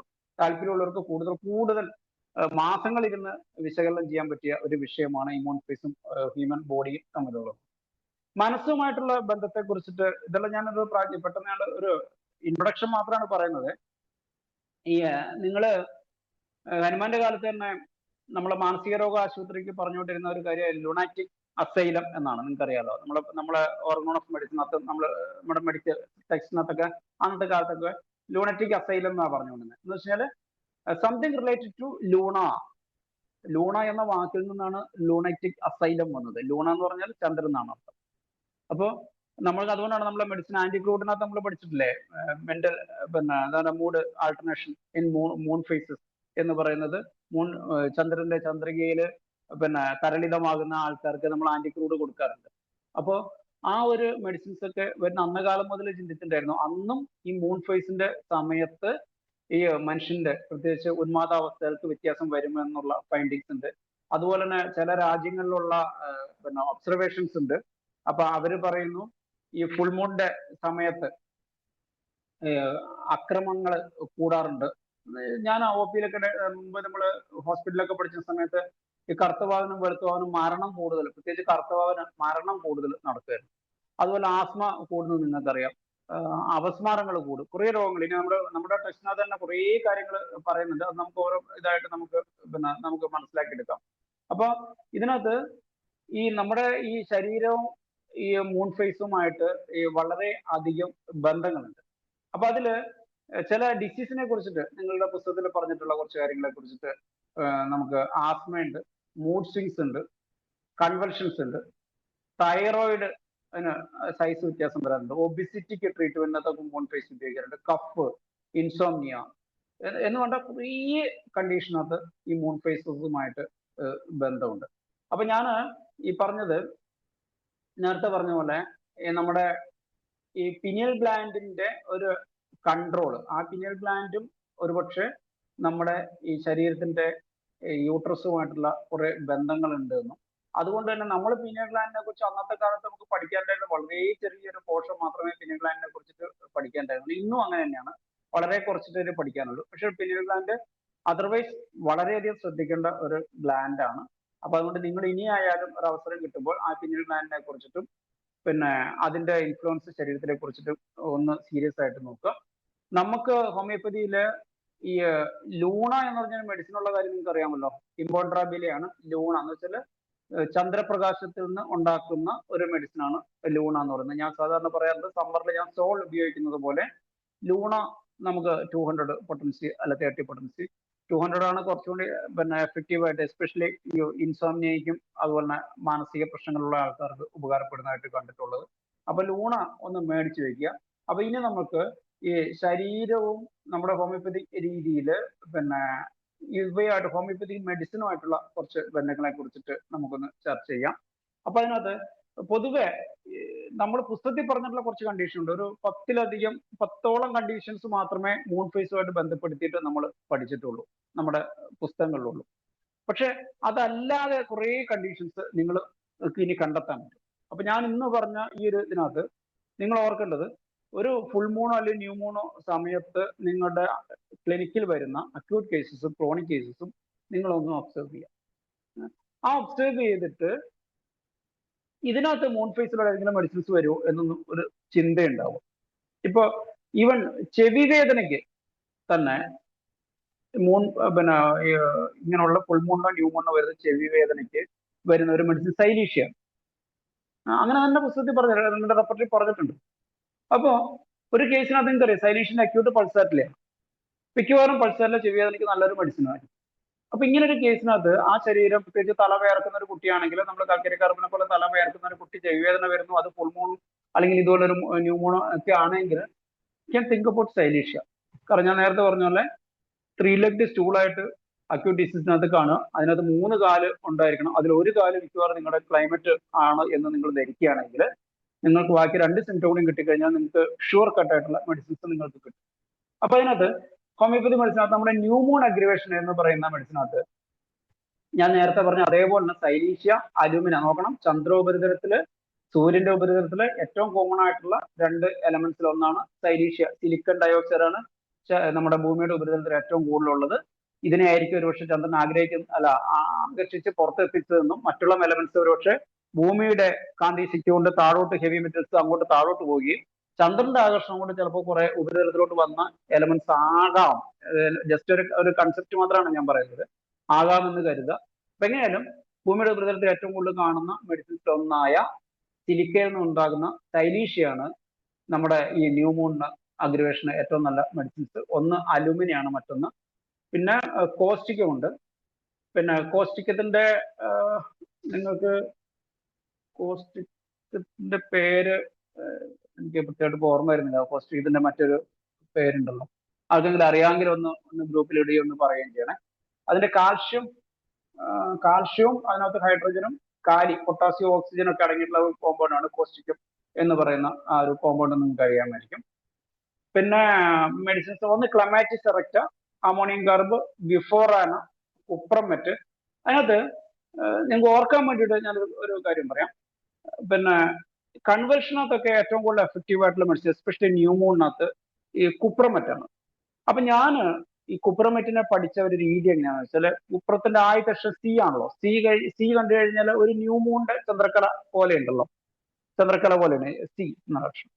അപ്പൊ ന്യൂമോൺ അഗ്രിവേഷന് എസ്പെഷ്യലി ഇൻ എപ്പിലെപ്സി, കഫ് ഒക്കെ വരുമ്പോൾ ഈ കുപ്രമെറ്റിനെ കുറിച്ചിട്ട് ചിന്തിക്കുക. സി ഫോർ സി ലൈക്ക് ചന്ദ്രക്കല, അപ്പൊ അത് കുപ്രമെറ്റ് എന്ന ഒരു ഇതുണ്ട്. മറ്റൊരു ന്യൂമോണിന്റെ ഒരു മൂൺ ഫേസിന് ഒരു നല്ല മെഡിസിൻ ബിഫോറാനയാണ്. അത് എസ്പെഷ്യലി മൈൻഡുമായിട്ട് ബന്ധപ്പെട്ടുള്ള സ്ഥലങ്ങളുണ്ട്. ബിഫോറാന എന്ന് പറഞ്ഞാൽ സാധാരണ നമ്മുടെ ചൊറിത്തവളയുടെ വിഭാഗത്തിൽപ്പെട്ട ഒരു തവളയാണ്. നിങ്ങൾക്ക് തവള എന്ന് ഓർത്താണ്. തവളയാണെങ്കിൽ വെള്ളമായിട്ട് ബന്ധപ്പെട്ടതായിരിക്കും. ചന്ദ്രന് വെള്ളമായിട്ട് ബന്ധമുണ്ട്, ടൈഡുമായിട്ട് ബന്ധമുണ്ടെന്നുള്ള കാര്യം ഞാൻ നേരത്തെ പറഞ്ഞിട്ടുണ്ടായിരുന്നു. അപ്പൊ നിങ്ങൾക്ക് ബിഫോറാനയെ പെട്ടെന്ന് ഇതുമായിട്ടൊന്ന് കണക്ട് ചെയ്തിട്ട് ഓർക്കാം. ബിഫോറാനയെ കുറിച്ച് അടുത്ത ദിവസം വായിച്ചപ്പോ ഒരു വേസ്റ്റ് ബിൻ ടാക്സോൺ എന്ന് പറയുന്ന ഒരു വിഭാഗത്തിലാണ് അത്ര ഈ ബിഫോറാന കേട്ടിട്ടുള്ളത്. നിങ്ങൾ കേട്ടിട്ടുണ്ടോ? നമ്മൾ ടാക്സോണമി കേട്ടിട്ടില്ലേ, ഈ ജീവജാലങ്ങളെ ക്ലാസിഫൈ ചെയ്യുന്നത്. അപ്പൊ അതിനകത്ത് വേസ്റ്റ് ബിൻ ടാക്സോൺ എന്ന് പറയുന്ന ഒരു ടാക്സോണമി ഉണ്ട് അത്ര. എന്ന് വെച്ച് കഴിഞ്ഞാല് ഒരു പ്രകാരത്തിൽ ഒന്നിലും ഉൾപ്പെടുത്താൻ പറ്റാത്ത കുറെ ജീവികൾ ഒരു വേസ്റ്റ് ബിൻ പോലെ ഒരു ഡംപ് ചെയ്തിരിക്കുന്ന ഒരു ടാക്സോണമി ഉണ്ട്. യുവമാർക്ക് സാധാരണ റൂൾസ് ഒന്നും ബാധകമല്ല എന്ന് പറഞ്ഞിട്ട് വേസ്റ്റ് ബിൻ ടാക്സോൺ എന്ന് പറയുന്ന ഒരു വിഭാഗത്തിലാണ് നമ്മുടെ ഈ ചൊറുത്തവളയിലെ പെടുത്തിയിരിക്കുന്നത്. നമ്മുടെ നല്ല ചെറുത്തവളയായിട്ട് ബന്ധമുള്ള സാധനമാണ്. അവരുടെ ടോഡ്സിന്റെ ആ ടോഡിന്റെ മുകളിലാണ് അതിന്റെ പിന്നെ ശരീരഭാഗങ്ങളിൽ നമ്മുടെ വാർട്ട് പോലുള്ള ചില വിഷഗ്രന്ഥികളുണ്ട്. അവയിൽ നിന്ന് എടുക്കുന്ന വിഷമാണ് നമുക്ക് ബിഫോറാന മരുന്നുണ്ടാക്കാനൊക്കെ ഉപയോഗിക്കുന്നത്. ഞാൻ ഈ ബിഫോറാനെ കുറിച്ച് പറഞ്ഞപ്പോൾ ജസ്റ്റ് ഒന്ന് പറഞ്ഞെന്ന് മാത്രമേ ഉള്ളൂ. പിന്നെ അതുപോലെ തന്നെ മൂൺ ഫേസുമായിട്ട് ബന്ധപ്പെട്ട പൊതുവെ 2 മരുന്നുകൾ, ഒന്ന് നമ്മുടെ നാട്രമൂറ്, സെപ്പിയാണ്. നാട്രമൂറ് കടലിൽ ഏറ്റവും കൂടുതൽ കാണുന്ന സാധനമാണെന്ന് അറിയാലോ. അപ്പൊ അതുപോലെ മൂഡുകൾ വ്യത്യാസം വരുന്ന ചില കണ്ടീഷനകത്ത് എസ്പെഷ്യലി ഡ്യൂറിങ് മൂൺ ഫേസിനകത്ത് നമ്മൾ നാട്രമൂറ് കൊടുക്കാറുണ്ട്. സെപ്പി അതുപോലെ നല്ലൊരു മെഡിസിനാണ്. ഞാൻ എല്ലാ മരുന്നിന്റെയും പേരുകൾ പറയുന്നില്ല, കാരണം നിങ്ങൾക്ക് എഴുതിയെടുക്കാൻ അതുപോലെ പറ്റണമെന്നില്ല. പക്ഷെ നിങ്ങൾക്ക് റെപ്പർട്ടൈസ് ചെയ്യാൻ ഇത് ഉപകരിക്കും. ഇങ്ങനെ റെപ്പർട്ടറിയിൽ സിംറ്റംസ് ഉണ്ട് എന്ന് ഓർക്കാൻ വേണ്ടിയിട്ടാണ് പറയുന്നത്. അതുപോലെ ഫുൾ മൂൺ അഗ്രിവേഷനുള്ള മെഡിസിൻസ്, അതിനകത്ത് ഫുൾ മൂണിനകത്ത് കുറേ കണ്ടീഷൻസ് വരും. ഇതിപ്പോ ഞാൻ ജനറലാണ് പറയുന്നത്. ഫുൾ മൂൺ, ന്യൂ മൂൺ അഗ്രിവേഷൻ, അതിനകത്ത് പിന്നെ സൈലീഷ്യം, ഗ്രാഫൈറ്റിസും, പിന്നെ അലൂമിനി, എല്ലാത്തിനകത്തും ഈ സൈലീഷ്യ, അലൂമിനിയം, കാൽക്കരി കാർബ്, ഫുൾ മൂണും ന്യൂ മൂണും എല്ലാം അഗ്രേഷൻ വരും. പിന്നെ അതുപോലെ ഇൻക്രീസിങ് മൂൺ എന്ന് പറയുന്ന ഒരു കണ്ടീഷൻ. ഇൻക്രീസിങ് മൂൺ എന്ന് പറഞ്ഞാൽ ന്യൂ മൂൺ, ആദ്യ ചന്ദ്രക്കല കാണുന്ന അന്ന് മുതൽ നമ്മൾ ഈ കൂടിക്കൂടി വരുന്നതിനെയാണ് നമ്മൾ ഇൻക്രീസിങ് മൂൺ എന്ന് പറയുന്നത്. അത് ഏറ്റവും നല്ല മെഡിസിൻ ക്ലമാറ്റിസ് എറക്റ്റീവ് ആർണിറ്റിയാണ്. അതിനകത്ത് ആദ്യത്തെ മൂണില്ലേ, ഒരു പിന്നെ എന്താ പറയാ, ഒരു തെളിച്ചം മാത്രം കാണുന്ന, അതിന് പേര് നല്ല വാക്സിൻ, WAXING, വാക്സിൻ മൂന്നും. മറ്റതിന് ഇതുപോലെ അവസാന ഒരു ഘട്ടം വരും എന്ന് വെച്ചാല് പൗർണമീന്റെ തൊട്ട് തലേ ദിവസം പിന്നെ ഒരു ചെറിയൊരു കറുത്ത വര അങ്ങേയറ്റത്ത്, ആ ഭാഗം കൂടി പൂർണ്ണമായി കഴിഞ്ഞാൽ പൂർണ്ണമായ പൗർണിമയുള്ളൂ. ആ സമയത്തിനാണ് നമ്മൾ അതിന് വെയിനിങ് മൂൺ എന്ന് പറയുന്ന രീതിയിൽ, പിന്നെ അതുപോലെ വാക്സിൻ മൂണും ഉണ്ട്, ഉദയചന്ദ്രൻ എന്ന് പറയുന്ന രീതിയിൽ രണ്ട് കണ്ടീഷൻസ്. മറ്റത് അവസാനിക്കാൻ പോകുന്നുള്ള വാക്സിൻ മൂണുണ്ട്. ഇതിന് ഓരോന്നും, ഇതിന് പോലും മെഡിസിൻസ് ഉണ്ട്. അപ്പൊ അന്നത്തെ ഹോമിയോപ്പതി ഡോക്ടർമാര് ഒരുപക്ഷെ നല്ല ഒരു വാന നിരീക്ഷകരും കൂടി ആയിരുന്നു എന്ന് നമുക്ക് കണക്കാക്കേണ്ടി വരും. ഇന്നിപ്പോ നമ്മുടെ ഡോക്ടർമാർ ആരുണ്ട് മാനം നോക്കി നടക്കുന്നത് എന്നുള്ളതാണ്. അതുകൊണ്ടൊക്കെ തന്നെയാണ് നമ്മുടെയൊക്കെ പ്രകൃതിയെ എന്താണ് ശ്രദ്ധിക്കാത്ത, ചുറ്റുമുള്ള ആൾക്കാരെ ശ്രദ്ധിക്കാത്ത, മുമ്പിലിരിക്കുന്ന രോഗികളെ തന്നെ ശ്രദ്ധിക്കാത്തതാണ് നമ്മുടെയൊക്കെ ഏറ്റവും വലിയ പരാജയം എന്ന് ഞാൻ ചിന്തിക്കുകയാണ്. അപ്പൊ അങ്ങനെ ഈ ഉദയചന്ദ്രന്റെ ദിവസങ്ങളിൽ അഗ്രവേഷൻ ഉണ്ടാകുന്ന ഏതെങ്കിലും കണ്ടീഷൻ ഉണ്ടെങ്കിൽ അതിന് മെഡിസിൻ ക്ലമാറ്റിസ് ആണ്. അത് ഏതൊക്കെയാണെന്ന് ഇനി നിങ്ങൾ ഒബ്സർവ് ചെയ്യണം, ഇനി ഞാനും ഒബ്സർവ് ചെയ്യണം. അങ്ങനെ ഓരോ കേസിനും ആ ഒരു കണ്ണിലൂടെ കണ്ടു കഴിഞ്ഞാൽ നമുക്കറിയില്ല, നമുക്ക് ഭാഷ അറിയില്ലെങ്കിൽ നമുക്കെല്ലാം ചൈനീസ്, ജപ്പാനീസ് ഭാഷ, ചൈനീസ് ഭാഷയെല്ലാം നമുക്ക് മരങ്ങളെ പോലും കാടുകളെ പോലും തോന്നും പഠിക്കുന്നത് വരെ. അതുപോലെ നമ്മുടെ കണ്ണിൽ അറിയാത്തത്, നമ്മുടെ മനസ്സിനെ അറിയാത്തത് നമുക്ക് കണ്ണുകൊണ്ട് കാണാൻ പറ്റില്ല. അപ്പൊ അത് തന്നെയാണ് ഇവിടെ. ഇനി നിങ്ങൾക്ക് ഇത് മനസ്സിലാക്കി കഴിഞ്ഞാൽ നിങ്ങൾക്ക് ഇതെല്ലാം കണ്ണിലൂടെ കാണാൻ പറ്റുമെന്ന് ഞാൻ കരുതുന്നു. ഡിക്രീസിങ് മൂൺ എന്ന് പറഞ്ഞാൽ ഇതുപോലെ ഫുൾ മൂൺ കഴിഞ്ഞ പിറ്റേ ദിവസം മുതൽ കുറഞ്ഞു വരുന്ന കണ്ടീഷൻ. അതായത് ഡയറക്ട് ക്യാമറ, തൂജ, ഫോസ്ഫറസ്, പൾസാറ്റില, ഇതുപോലെ സെപ്പിയ, സൾഫർ, അങ്ങനെയൊക്കെ ഉണ്ട്. ഇനി ഫുൾ മൂണും ന്യൂ മൂണും അഗ്രവേഷൻ വരുന്നത്, ആ മെഡിസിൻസ് ഒന്ന് നോക്ക്. അതിനകത്ത് നേരത്തെ പറഞ്ഞാൽ സൈലീഷ്യ, അലൂമിന ഒക്കെയാണ് വരിക, കുപ്രമെറ്റ് വരും. പിന്നെ റഡാർ പറഞ്ഞിരിക്കുന്ന ആഴ്സാൽബും, ഫോസ്ഫറസും, പൾസാറ്റിലയാണ്. അതുപോലെ തന്നെ complains become worse during new moon, before full moon ഉണ്ട്. അങ്ങനെയൊക്കെ ടിപ്പിക്കലായിട്ട് അത് സ്റ്റാഫിസാഗ്രിയാണ്. ആ മൂൺലൈറ്റ് അഗ്രവേഷനകത്ത് ആന്റിക്രൂഡ്, തൂജ, അതിനകത്ത് സൈലീഷ്യ, അലൂമിനിയം, കാൽക്കരി കാർബൺ പറയും. പിന്നെ ലൂണ ഞാൻ പറഞ്ഞതുപോലെ ഒന്ന് മേടിച്ചു വെക്കണേ, പ്രത്യേകിച്ച് ലൂണ. മൂൺലൈറ്റ് അഗ്രവേഷൻ എന്ന് പറയുന്നത് എന്താണ് ഉദ്ദേശിക്കുന്നത്? മൂൺലൈറ്റ് അഗ്രവേഷൻ, മൂൺലൈറ്റ് എന്ന് പറഞ്ഞാല് ഈ നമ്മള് മറ്റത് റൂമിനകത്ത് ഇരുന്ന് കഴിഞ്ഞാലും ഈ പേഷ്യന്റിന് moon phase aggravation, moon phase നമുക്ക് സിംറ്റംസ് വരാം. പക്ഷെ നമ്മള് നിലാവ് കൊണ്ട് നടക്കുന്ന അവസ്ഥ ഉണ്ടെന്ന് വിചാരിക്കുക. നിലാവത്ത് ഇറങ്ങി നടക്കുന്ന കണ്ടീഷനകത്ത് വരുന്ന മൂൺ ലൈറ്റ് കൊണ്ട് തന്നെ അങ്ങനെ നമ്മൾക്ക് ഒരിക്കലും ചിന്തിക്കില്ല അവർ രാത്രിയിലൂടെ നടന്നു, ഇരുട്ടിലൂടെ നടന്നു എന്ന് നമ്മൾ ചിന്തിക്കുള്ളൂ. ഈ പൗർണമി ദിവസങ്ങളിൽ അല്ല അമാവാസി ദിവസങ്ങളിൽ നടന്നിട്ട് അങ്ങനെ വരുന്ന കണ്ടീഷനകത്ത് മൂൺ ലൈറ്റ് തന്നെ അഗ്രവേഷൻ ഉണ്ട് എന്നാണ് ഹോമിയോപ്പതിയിൽ പറയുന്നത്. ഈ മൂൺ ലൈറ്റിൽ നമുക്ക് മൂഡ് ഓഫ് ആയിട്ട് നമ്മൾ ചുറ്റി നടന്നിട്ട് നമുക്ക് ആന്റിക്രൂഡിന് സിംറ്റം പോലെ ഉള്ളതല്ല. അതിനകത്ത് തന്നെ അങ്ങനെ തന്നെ മെഡിസിൻസ് ഉണ്ട്. ഞാൻ അതിനെ കുറിച്ചിട്ട് പറയാം. ഞങ്ങള് കഴിഞ്ഞ മാസം ഞാൻ ധനേഷ് സാറോട് പറഞ്ഞു, കഴിഞ്ഞ മാസം ക്ലാസ് എടുക്കാൻ പറ്റിയപ്പോൾ ഞാൻ പറഞ്ഞു എനിക്ക് പറ്റില്ല, ഞാനൊരു യൂറോപ്പ് യാത്രയിലാണ്. അപ്പൊ യൂറോപ്പില് യാത്ര ചെയ്തപ്പോ ഭയങ്കര രസം എന്താണെന്ന് അറിയാമോ, അവിടെ സൂര്യൻ അസ്തമിക്കുന്നത് രാത്രി 8:30-ക്കും ഒരിടത്ത് അസ്തമിച്ചപ്പോ ഏകദേശം 10 മണി, 9 മണി, 9:30 ആയപ്പോഴാണ് സൂര്യൻ അസ്തമിക്കുന്നത്. സൂര്യൻ അസ്തമിക്കല്ല, സൂര്യനൊക്കെ അസ്തമിച്ച് നമ്മൾ ഈ സന്ധ്യ എന്ന് പറയുന്നത് നമ്മുടെ ട്വിലൈറ്റ് അഗ്രവേഷൻ നമ്മൾ പറഞ്ഞിട്ടില്ലേ. നമ്മുടെ നാട്ടിലെ ട്വിലൈറ്റ് എന്ന് പറഞ്ഞാൽ അരമണിക്കൂറാണ്. രാവിലെ എഴുന്നേറ്റ് കുറച്ചു നേരം ആ പ്രകാശം ഉണ്ടാവും, ഉടനെ സൂര്യൻ വരുന്നു. വൈകുന്നേരം സൂര്യൻ അസ്തമിച്ച് കഴിഞ്ഞിട്ട് അരമണിക്കൂർ കഴിയുമ്പോൾ ഇവിടെ ഇരുട്ടാവുന്നു. പക്ഷെ അവിടെ 3 മണിക്കൂർ 4 മണിക്കൂർ ഈ അന്തരീക്ഷം സന്ധ്യ എന്ന് പറയുന്നത് നീണ്ടു നിൽക്കുകയാണ്. അപ്പൊ ഇതുപോലെ നീണ്ട സന്ധ്യകൾ വരുമ്പോൾ ആ ട്വിലൈറ്റ് അഗ്രവേഷൻ എന്താണ് ആ നാട്ടിലെ ജനങ്ങൾ അനുഭവിക്കാന്ന് ഞാൻ മനസ്സിലാക്കി. ഇതുപോലെ തന്നെയാണ് നിലാവ് കൊണ്ട് ഇരിക്കുന്ന സാഹചര്യങ്ങൾ ഉണ്ടെങ്കിൽ നമ്മൾ ഒരിക്കലും നിലാവിനെ കുറ്റം പറയില്ല, നമ്മൾ അന്നത്തുള്ള തണുപ്പിനെ ആയിരിക്കും ചിലപ്പോൾ കുറ്റം പറയാം. വേനൽക്കാലാണെങ്കിൽ നമ്മൾ ചൂടിനെയാണ് കുറ്റം പറയാം. അപ്പോൾ ടിപ്പിക്കലായിട്ട് വേഴ്സ് ഇൻ മൂൺലൈറ്റ് എന്ന് പറയുന്നത് അത് ഏത് കണ്ടീഷൻ ആണെന്നുള്ളത് ഓരോന്നിനും നമുക്ക് ഞാൻ താഴോട്ട് വരുമ്പോൾ ഞാൻ പറഞ്ഞുതരാം. പക്ഷെ വേഴ്സ് ഇൻ മൂൺലൈറ്റ് എന്ന് പറയുന്ന മെഡിസിൻസ് നേരത്തെ പറഞ്ഞ ഈ സൈലീഷ്യ, അലുമിനിയം, കാൽക്കരി കാർബ്, ലൂണയുമാണ്. അതുപോലെ മൂഡിലാണ് വ്യത്യാസം വരുന്നെങ്കിൽ അർജന്റനൈട്രിക്കോ ആന്റിക്രൂഡോ ആണ്. അത് നമ്മൾ പറഞ്ഞില്ലേ, പിന്നെ വികാര വിവശനായി പഴയകാല എന്താ പറയാ കാമുകിമാരെ ഓർത്തിട്ടോ അങ്ങനെയുള്ള വിലാപഗാനമൊക്കെ പാടി നടക്കുന്ന കണ്ടീഷനകത്തൊക്കെ ഈ അർജന്റനൈട്രിക്കോ ആന്റിക്രൂഡ് ആയിരിക്കും. ആഴ്ചാൽബം മനസ്സ് രോഗചിന്തകളും ഭീതികളും മരണഭീതികളും ഒക്കെ വരും എന്നൊക്കെയാണ്. എങ്ങനെയായാലും ഈ മൂൺലൈറ്റ് അഗ്രിവേഷൻ ആൻഡ് അമൽട്രേഷൻ ആയാലും പൊതുവായിട്ട് രണ്ടിനും കൂടി ഒരുമിച്ച് വരുന്ന മെഡിസിൻ അത് പറഞ്ഞിരിക്കുന്നത് ലൂണ തന്നെ. ഇനി കുറച്ച് സ്പെസിഫിക് ഡിസീസും മൂണുമായിട്ടുള്ള ബന്ധത്തെ കുറിച്ചിട്ട് പറയാം. നേരത്തെ പറഞ്ഞ ഞാൻ ഒട്ടാൾജിയ പറഞ്ഞിരുന്നു, ചെവി വേദന, അത് സൈലീഷ്യം പൾസാറ്റിലെയാണ്. Difficulty in hearing in full moon, അതും സൈലീഷ്യാണ്. പിന്നെ ഗോയിറ്ററിന്റെ ചികിത്സയ്ക്ക് അത് നാഷ് പറഞ്ഞിരിക്കുന്നതാണ്. ഗോയിറ്ററിന്റെ ചികിത്സയ്ക്ക് അയഡമാണ് കണ്ടീഷൻ രോഗിയെങ്കിൽ അയഡം കൊടുക്കേണ്ടത് അയഡം സിയും ഡിക്രീസിങ് മൂണിൽ കൊടുക്കാനാണ്. എന്ന് വെച്ചാൽ പിന്നെ നമ്മളെ തൈറോയിഡ് പുറത്തോട്ട് തള്ളിയിട്ടുള്ള രീതിയിലുള്ള കണ്ടീഷനകത്ത്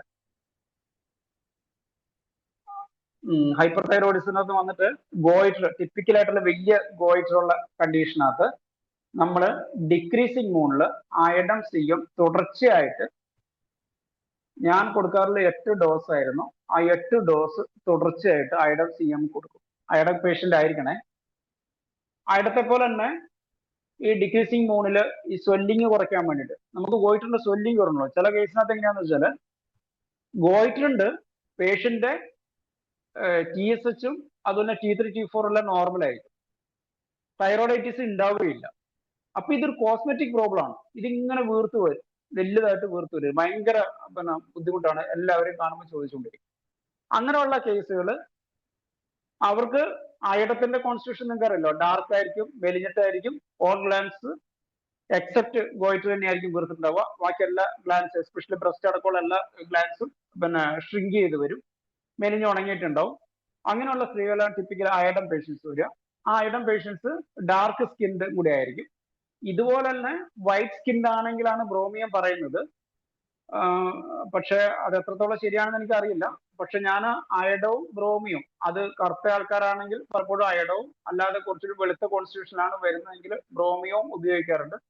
അതുപോലെ തന്നെ ഡിക്രീസിങ് മൂണിൽ ഗോയിറ്ററിന് ഉപയോഗിക്കുന്ന മെഡിസിൻ സ്പോഞ്ചിയാണ്. സ്പോഞ്ചിയ ടിഞ്ചർ ഉപയോഗിക്കും, സ്പോഞ്ചിയ 30 ഉപയോഗിക്കും. ഇതുപോലെ തന്നെ അയഡം 3x ഈ പിന്നെ ഗോയിറ്ററിന് എക്സോതെറാപ്പി ഗോയിറ്റർ പോലെ ആകാവുന്ന രീതിയിലുള്ള ഈ പിന്നെ മുഴ വരുന്ന കണ്ടീഷനകത്ത് എക്സ്റ്റേണൽ ആപ്ലിക്കേഷൻ ആയിട്ട് കൊടുക്കാറുണ്ട്. പിന്നെ അലോപേഷ്യ നേരത്തെ പറഞ്ഞ പോലെ അലോപേഷ്യയില് നേരത്തെ ഞാൻ പറഞ്ഞു, പഴയ കാലത്ത് ആൾക്കാർ ഇതുപോലെ ന്യൂ മൂണിന്റെ സമയത്ത് മുടി മുറിക്കണം പറയാറുണ്ടായിരുന്നു. അപ്പൊ ഇൻക്രീസിങ് മൂണിനൊപ്പം നമ്മുടെ മുടിയും വളർന്നു വരുമെന്നാണ് കൺസെപ്റ്റ്. ആണോ അത് ശരിയാണെന്ന് കരുതുന്നു. അതിനകത്ത്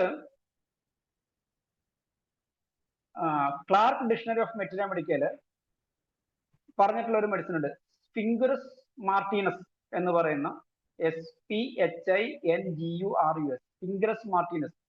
ട്രീ പൊർക്യൂപ്പൻ എന്ന് പറയുന്ന ജീവി എന്ന് വെച്ചാൽ മരത്തിന്റെ മുകളിൽ കാണുന്ന ഒരു തരം മുള്ളംപന്നി, അതിന്റെ മേളിൽ കാണുന്ന അതിന്റെ ശരീരത്തിൽ നിന്ന് എടുക്കുന്ന ഒരു മെഡിസിനാണ് സ്ഫിംഗുറസ് എന്ന് പറയുന്നത്. അത് hair falling of the beard, എന്താ പറയുക, താടി കൊഴിയുന്ന, എസ്പെഷ്യലി അലോപേഷ്യ ഏരിയയ്ക്കൊക്കെ താടിയിൽ വരും, അങ്ങനെയൊക്കെയുള്ള കണ്ടീഷനകത്ത് ഉപയോഗിക്കുന്ന ഒരു മെഡിസിനാണ്. ഈ മെഡിസിൻ കൊടുക്കാൻ പറഞ്ഞിരിക്കുന്നത് അത് എസ്പെഷ്യലി 6th പൊട്ടൻസിയാണ് പറഞ്ഞിട്ടുള്ളത്. അറ്റ് ഇൻക്രീസിങ് മൂൺ കൊടുക്കാനാണ് പറഞ്ഞിരിക്കുന്നത്. എന്ന് വെച്ചാൽ സൂര്യൻ അമാവാസി മുതൽ കൂടുന്ന ആ സമയത്ത് സ്ഫിംഗുറസ് കൊടുക്കാൻ വേണ്ടിയിട്ട് ക്ലാർക്സ് മെറ്റീരിയ മെഡിക്കൽ പറഞ്ഞിട്ടുണ്ട്. മെൻസസ് പ്രൊഫ്യൂസ് ആവുന്ന ന്യൂൺ ഫേസിനനുസരിച്ച് മെൻസസ് പ്രൊഫ്യൂസ് ആവുന്ന കണ്ടീഷനകത്ത് ക്രോക്കസും ഫോസ്ഫറസും ആണ്. Metrorrhagia at full moon, crocus phosphorus കാലിബേക്കുണ്ട്. Metrorrhagia at new moon, metrorrhagia ആണെന്ന് നിങ്ങൾക്ക് അറിയാലോ, ഇന്റർമെൻസ്ട്രൽ ബ്ലീഡിങ് എന്ന് വെച്ചാൽ പീരിയഡ്സ് അല്ലാതെ അസാധാരണമായിട്ട് പീരിയഡ്സ് മെൻസസ് ഓർ ബ്ലീഡിങ് വരുന്ന കണ്ടീഷനകത്ത്. ന്യൂ മൂൺ ആണെങ്കിൽ സൈലീഷ്യം റെസ്റ്റോക്സും ആണ്. മറ്റൊന്ന് കോമൺ ആയിട്ട് കാണുന്നതാണ്, നമ്മുടെ സമയം 5 മിനിറ്റ് കൂടെ ഉള്ളൂ അല്ലെ സാറേ, നിർത്തിയിട്ട് നമുക്ക് ബാക്കിയുള്ള ഭാഗം പിന്നെ പറഞ്ഞാലോ? ഡോക്ടറെ ഞാൻ മനോജ് ഡോക്ടറെ, നമുക്ക് ഇനി ഒരു 5 മിനിറ്റ് ഉള്ളൂ. അത് നമുക്ക് ഡിസ്കഷൻ ആക്കിയാലോ? ഡിസ്കഷൻ ആക്കാം, അതാ നല്ലത്. ഓക്കെ. അപ്പൊ ഇത്രയും നേരം കേട്ട് ഇതിനകത്ത് നിങ്ങൾക്ക് വ്യത്യസ്തമായ അഭിപ്രായങ്ങളോ അനുകൂലിക്കുന്ന അഭിപ്രായങ്ങളോ മറ്റെന്തെങ്കിലും ആശയങ്ങളോ ഉണ്ടെങ്കിൽ ദയവേത് ഒന്ന് പറയുക. ഇതായാലും ഇത്രയും നേരം കേട്ടിരുന്ന എല്ലാ പ്രിയപ്പെട്ട കേൾവിക്കാർക്കും കാഴ്ചക്കാർക്കും നന്ദി. അഭിപ്രായങ്ങളും ആശയങ്ങളും ക്ഷണിച്ചുകൊണ്ടിരിക്കും. ഓക്കെ മനോജ് ഡോക്ടറെ, എപ്പോഴത്തെയും പോലെ തന്നെ വ്യത്യസ്തമായ എന്താണ് മറ്റൊരു വിഷയമായിട്ട് ഡോക്ടർ ഒന്ന് വന്നു. എന്തായാലും ഇന്നത്തെ ക്ലാസ്സിന്റെ വിഷയം കേട്ട പോലെ തന്നെ വ്യത്യസ്തമായിരുന്നു ഇന്നത്തെ ക്ലാസ്സും. വളരെ സന്തോഷം. അപ്പോൾ ഡോക്ടർ പറഞ്ഞ പോലെ അനുകൂലമായ അഭിപ്രായങ്ങളും പ്രതികൂലമായ അഭിപ്രായങ്ങളോ കൂട്ടിച്ചേർക്കലുകളോ എന്തെങ്കിലും ഉണ്ടെങ്കിൽ എല്ലാ ഡോക്ടേഴ്സിനും ഡിസ്കഷനിൽ പങ്കുചേരാൻ പറയാം. ഒന്ന് ഹാൻഡ് റൈസ് ചെയ്താൽ മതി. ഇന്നത്തെ ക്ലാസ്സിനെ കുറിച്ചുള്ള അഭിപ്രായവും പറയാം. ഓരോരുത്തരായിട്ടൊന്ന് ഹാൻഡ് റൈസ് ചെയ്താൽ നന്നായിരിക്കും. സമയം പോവില്ല. സമയം നഷ്ടപ്പെടുത്തി കളയാതെ ക്ലാസ്സിനെ കുറിച്ച് അഭിപ്രായങ്ങൾ പറയുക. വൈദ്യര ഡോക്ടർ വന്നിട്ടുണ്ട്. വൈദ്യര ഡോക്ടറെ അൺമ്യൂട്ട് ചെയ്ത് സംസാരിച്ചോളൂ. ഡോക്ടറെ അതുപോലെ ഇന്നും വളരെ ഭയങ്കര ഭംഗിയായിട്ട് പോയി. വളരെ ഒരു പറയാൻ വയ്യ, അത്ര നല്ല ക്ലാസ് ആയിരുന്നു കേട്ടോ. പിന്നെ ഡോക്ടർ പറഞ്ഞ കാര്യം, മോഡേൺ സൊസൈറ്റിയിലെ ഈ ക്രിമിനൽ ടെൻഡൻസിയൊക്കെ ഈ ഇതിന്റെ സമയത്ത് ഈ സമയത്ത് കൂടും കുറഞ്ഞെന്നൊക്കെ പറയാമല്ലോ. അത് തന്നെ മാത്രമേ ആക്ച്വലി ക്രിമിനൽ ടെൻഡൻസി മാത്രമല്ല, ആക്സിഡൻസ് പോലും കൂടും കുറയും എന്നുള്ളത് അലേർട്ട് ആകാൻ വേണ്ടി പറയാറുണ്ട്. അപ്പോൾ ഇതിനെക്കുറിച്ച് ഞാൻ കുറച്ച് ചിന്തിച്ച് സ്റ്റഡി ചെയ്തിരുന്നു. അപ്പോൾ ഡോക്ടർ പറഞ്ഞ വളരെ നല്ല കാര്യങ്ങളാണ്, അത്യാവശ്യം ചിന്തിക്കുകയും നമ്മളെ പ്രാക്ടീസിൽ ഉൾപ്പെടുത്തേണ്ട കാര്യങ്ങളാണ് ഡോക്ടർ പറഞ്ഞത്. വളരെ നന്ദി. ഓക്കെ വൈദ്യര ഡോക്ടർ, വളരെ സന്തോഷം. ക്ലാസ്സിനെ കുറിച്ച് വളരെ നല്ല അഭിപ്രായമാണ് വൈദ്യര ഡോക്ടർ പറഞ്ഞത്. ആക്സിഡന്റ് പോലും സംഭവിക്കാറുണ്ട്, നിർദ്ദേശം അലർട്ട് വേണമെന്ന് പറഞ്ഞ പോലെ സ്വിസ് ഗവൺമെന്റിന്റെ ഒരു ഫൈൻഡിങ്സ് ഉണ്ടായിട്ടുണ്ട്. അവരവരുടെ ഗവേഷണം നടത്തിയിട്ടെന്ന് പറഞ്ഞിട്ട് ആ സമയത്ത് ഇതുപോലെ തന്നെ പോലീസ് സ്റ്റേഷനിൽ കേസുകൾ വളരെ കൂടാറുണ്ട്, ആക്സിഡന്റും കൂടാറുണ്ട്. സാറ് പറഞ്ഞത് ശരിയാണ്, സ്വിസ് ഗവൺമെന്റിന്റെ ഒരു പഠനം തന്നെയുണ്ട്. ആക്സിഡൻസും അതുപോലെ തന്നെ അക്രമങ്ങൾ കൂടാറുണ്ട് അത്രേ. ഓക്കെ ഓക്കെ ഡോക്ടറെ, ഇനി രണ്ടുപേര് ഹാൻഡ് റൈസ് ചെയ്തിട്ടുണ്ട്. ഷീല ഡോക്ടറെ സംസാരിച്ചോളൂ. മനോജ് ഡോക്ടറെ നമസ്കാരം. വളരെ നല്ലൊരു ക്ലാസ് ആയിരുന്നു. കാരണം മൂൺ ഫേസിനെ കുറിച്ച് നമ്മൾ പഠിക്കുമ്പോഴൊക്കെ ആസ്മയാണ് കൂടുതലും എപ്പോഴും മൂൺ ഫേസിൽ വല്ല അഗ്രവേഷനോ അമിഗ്രേഷനോ ഉണ്ടോന്നൊക്കെ ചോദിക്കാറുണ്ടായിരുന്നു. പക്ഷെ ഇത്രയും ഇൻഫ്ലുവൻസ് മൂൺ ഫേസിനുണ്ടെന്ന് ഇപ്പം ഡോക്ടർ പറഞ്ഞപ്പോഴാണ് ബാക്കി കുറെ കാര്യങ്ങൾ നമുക്ക് അറിയാൻ പറ്റിയത്. വളരെ നല്ല ക്ലാസ് ആയിരുന്നു. എന്തായാലും കുറെ ആദ്യ ഭാഗങ്ങളായാലും കുറെ എഴുതാനുള്ളൊരു ബുദ്ധിമുട്ടുണ്ടായി. അത് വീണ്ടും ഈ ക്ലാസ് നമ്മൾ യൂട്യൂബിലൂടെ വീണ്ടും ഒന്നും കൂടെ കണ്ടിട്ട് അതെല്ലാം ഒന്ന് എഴുതി വെക്കാം. കാരണം ഈ ലൂണ 200 ഒക്കെ സത്യത്തിൽ നമ്മൾ എപ്പോഴും കൊടുക്കുന്ന ഒരു മെഡിസിൻ അല്ല ആക്ച്വലി. അപ്പം അത് തീർച്ചയായിട്ടും നമുക്ക് ശ്രദ്ധിക്കാവുന്നതാണ്. ഇനി ഡോക്ടർ പറഞ്ഞ ആ അറിവിന് വളരെയേറെ നന്ദി. എല്ലാം കൊണ്ടും വളരെ സെന്റ് ജോർജ് ഫാർമസിക്കാരെ പിന്നെ ഒരു ദിവസം പറഞ്ഞു, ഡോക്ടർ ഓരോ ക്ലാസ് കഴിയുമ്പോൾ ഓരോ മെഡിസിനെ കുറിച്ചിട്ട് പറയും, ഇത് പിന്നെ കുറെ പേര് ചോദിക്കും എന്ന് പറഞ്ഞാലാണ് ഇപ്പൊ ലൂണയും തോളും ഓരോരോ മെഡിസിനെ കുറിച്ച്. തീർച്ചയായിട്ടും നല്ലൊരു കാര്യമല്ലേ പുതിയൊരു മെഡിസിനുകൾ പരിചയപ്പെടുത്തുക, അതിന്റെ ആപ്ലിക്കേഷൻ അറിയാന്നുള്ളത്. തീർച്ചയായിട്ടും താങ്ക് യു സോ മച്ച് സാറേ. Thank you. ഷീല ഡോക്ടറെ, ഷീല ഡോക്ടർ ചർച്ചയിൽ പറഞ്ഞ പോലെ അത് വളരെ സന്തോഷം. പുതിയ കാര്യങ്ങൾ ഡോക്ടറിൽ നിന്ന് അറിയാൻ കഴിഞ്ഞു. മെഡിക്കൽ സ്റ്റോറുകാർക്കും അതുകൊണ്ടുള്ള ഗുണം ഉണ്ടാവട്ടെ. അടുത്തത് ഭാഗ്യലക്ഷ്മി മാഡം സംസാരിച്ചോളൂ മാഡം. മനോജ് ഡോക്ടറുടെ ക്ലാസ് ഇവിടെയൊക്കെ പറഞ്ഞതുപോലെ തന്നെ വളരെ ഉപകാരപ്രദമായിരുന്നു. എന്തായാലും വളരെ നന്ദി. ഈ ക്ലാസ്സസ് പറഞ്ഞപ്പോ പഴയതോ കാര്യങ്ങളൊക്കെ വീട്ടിലൊക്കെ ഈ പറഞ്ഞ പോലെ പശുക്കളെയൊക്കെ മേറ്റ് ചെയ്യിക്കാനായിട്ട് കാള കൊണ്ടുവരുന്നതും ഒക്കെ അങ്ങ് ഓർത്തുപോയി, പഴയ കാര്യങ്ങളൊക്കെ ഓർത്തു. അതുപോലെ തന്നെ ഈ പിന്നെ ഡെലിവറി നടക്കുന്നതൊക്കെ വാമടുപ്പിച്ച് നടക്കുമെന്നൊക്കെ പറഞ്ഞു അന്ന് പണ്ട് എപ്പോഴും പറയുമല്ലോ. അവിടുത്തെ പഴയ ആൾക്കാരൊക്കെ പറയും പശുവിന്റെ തന്നെ പ്രസവം, ഈ കറുത്ത വാവ് വരുന്നുണ്ട്, വാവിന്റെ ആ ദിവസങ്ങളിലൊക്കെ പ്രസവിക്കുമെന്നൊക്കെ പറയും. അതൊക്കെ ഇത്രമാത്രം ഈ പറഞ്ഞതുപോലെ ചന്ദ്രനെ പിന്നെ നമ്മുടെ മനസ്സിനെ പിടിച്ചെടുത്താനുള്ള ഒരു കഴിവുണ്ട്. ഈ നിലാവ് എന്റെ കാര്യം പറയുമ്പോഴേ ഇപ്പൊ നമുക്ക് നിലാവിനെ കാണാൻ കിട്ടുന്നില്ലല്ലോ, എല്ലാം ആർട്ടിഫിഷ്യൽ വെളിച്ചമല്ലേ. പണ്ട് ചെറുപ്പകാലത്ത് ഈ പിന്നെ ഓണം വരുന്ന സമയത്തുള്ള ചിങ്ങ നിലാവ് ആസ്വദിച്ചിട്ടുള്ള കൂട്ടത്തിലാണ് ഞാനുള്ളത്. എനിക്ക് ഭയങ്കര ഇഷ്ടം. ഇപ്പോഴും അതൊരു നൊസ്റ്റാൾജിയാണ്. നമുക്ക് ഈ അതെ, ഈ കറണ്ട് വയലത്തെ അന്നൊക്കെ വയലൊക്കെ ഉള്ള സമയത്ത് നിലാവത്ത് കളിക്കാൻ പോകുന്ന പറഞ്ഞൊരു ഭയങ്കര ത്രില്ലിംഗ് ആയിട്ടുള്ള ഒരു എക്സ്പീരിയൻസ് ആണല്ലോ. അത് തന്നെ ഡോക്ടർ, എനിക്കും അത് നല്ലപോലെ ഉണ്ട്. ഞാൻ വയലിലൊക്കെ നോക്കിക്കൊണ്ട് നിൽക്കാണ്. ഞങ്ങൾക്ക് ചുറ്റുപാടും ഈ കറണ്ട് ഉള്ളത് വളരെ കുറച്ച് വീടുകളിൽ മാത്രം. നമ്മുടെ വീണ്ടും തന്നെ വെളിയിലൊന്നും അങ്ങനെ ലൈറ്റ് ഇല്ല. നിലാവ് വെളിച്ചത്ത് മുറ്റത്ത് നല്ലപോലെ നിലാവ് വെളിച്ചം കാണാൻ പറ്റുന്നത് ഒരു വലിയ ഒരു സന്തോഷം. ഞാൻ ഇപ്പോഴും ഇവിടെയൊക്കെ കറണ്ട് പോകുമ്പോ ഞാൻ ചിലപ്പോ സമയത്ത് മുറ്റത്തൊന്ന് നോക്കും നിലാവ് ഉണ്ടോന്ന്. എനിക്ക് ആ ഒരു ഇത് ഇപ്പോഴും എന്റെ മനസ്സിലുള്ളതാണ്. ഡോക്ടർ പറഞ്ഞപ്പോ ഞാൻ പഴയ നിലാവൊക്കെ ആലോചിച്ചു പോയി. എന്തായാലും നന്നായിരുന്നു, വളരെ നന്നായിരുന്നു. ഞാനിന്ന് പിന്നെ ആദ്യം തൊട്ട് കേട്ടു, എല്ലാം വളരെ നന്നായിരുന്നു. ഡോക്ടർക്ക് വീണ്ടും ഇതിന്റെ ബാക്കി വരണം, കേൾക്കണം. അതിന്റെ രണ്ടാം ഭാഗം കൂടി നമുക്ക് മെഡിസിനെ കുറിച്ചല്ലേ, പ്രോപ്പർ ഹോമിയോപ്പതിയിലോട്ട് നമുക്ക് അടുത്ത ക്ലാസ്സിലോട്ട് നമുക്ക് എടുക്കാം. Okay, thank you. Okay Bhagyalakshmi മാഡത്തിന് നിലാവിനോടുള്ള ഒരു അറ്റാച്ച്മെന്റ് ഇന്ന് നമുക്ക് മനസ്സിലാക്കാൻ പറ്റി. അതുപോലെ തന്നെ എനിക്കും ഉണ്ട് ഓർമ്മ. ഈ ഓണത്തിനൊക്കെ അപ്പോഴും മഴയൊന്നും കാണൂല നേരത്തെ എന്റെ കൊച്ചിലേക്ക്. അപ്പോഴും നമ്മൾ രാത്രിയാണെന്ന് പോലും നോക്കത്തില്ല. അപ്പോഴ് ഈ കൂട്ടുകാരുമായിട്ടൊക്കെ കളിക്കാനും അപ്പോഴ് നോക്കുമ്പോ നല്ല പകൽ പോലുള്ള വെളിച്ചമായിരുന്നു അന്നത്തേക്ക് ആ ഒരു സമയത്തുള്ള ആ നിലാവിന്. അപ്പൊ അതൊക്കെ ഇപ്പൊ ഞാൻ ഓർക്കുന്നത്. എന്താണ് നമ്മുടെ മനോജ് ഡോക്ടർ അസുഖങ്ങളെ കുറിച്ചാണ് പറഞ്ഞെങ്കിൽ പ്രകൃതിയുള്ള സാധാരണ അസുഖമല്ലാത്ത സംഭവങ്ങളെ കുറിച്ചാണ് ഭാഗ്യലക്ഷ്മി മാഡം പറഞ്ഞത്. ഈ അത് പ്രസവങ്ങളെ ശരിയാണ്. ധനേഷ് സാർ ചോദിച്ചില്ലേ ഈ നിലാവ് കൊണ്ട് എങ്ങനെയാണെന്ന്. അപ്പൊ നമ്മൾ പറഞ്ഞല്ലേ, നമ്മളന്ന് നിലാവ് കൊണ്ടിട്ടാണോ അസുഖം വന്നത്, മഞ്ഞ് കൊണ്ടിട്ടാണോ അസുഖം വന്നത് നമ്മൾ ഇന്റർപ്രറ്റ് ചെയ്യുന്നില്ലല്ലോ. നമ്മൾ മഞ്ഞ് കൊണ്ടിട്ട് അസുഖം വന്നതല്ലേ ചിന്തിക്കാറുള്ളത്. ഒരുപക്ഷെ നിലാവ് കൊണ്ടിട്ടും കൂടിയാണ് ചില അസുഖങ്ങൾ വന്നതെന്ന് നമ്മൾ ചിന്തിക്കണമായിരുന്നു. നമ്മൾ ഇതുവരെ ചിന്തിച്ചില്ല, ഇനി മുതൽ ചിന്തിക്കാം. തീർച്ചയായും നല്ല ഒരു കാര്യമാണ്. ഓക്കെ, ധനേഷ് ഡോക്ടർക്ക് വല്ലതും പറയാനുണ്ടോ? ഹണി കളക്ഷൻ പ്രകൃതിയുള്ള കാര്യം ഭാഗ്യലക്ഷ്മി മാഡം പറഞ്ഞത്. പിന്നെ വേറെ ഈ പ്രസവങ്ങളൊക്കെ അത് അസുഖമല്ലല്ലോ.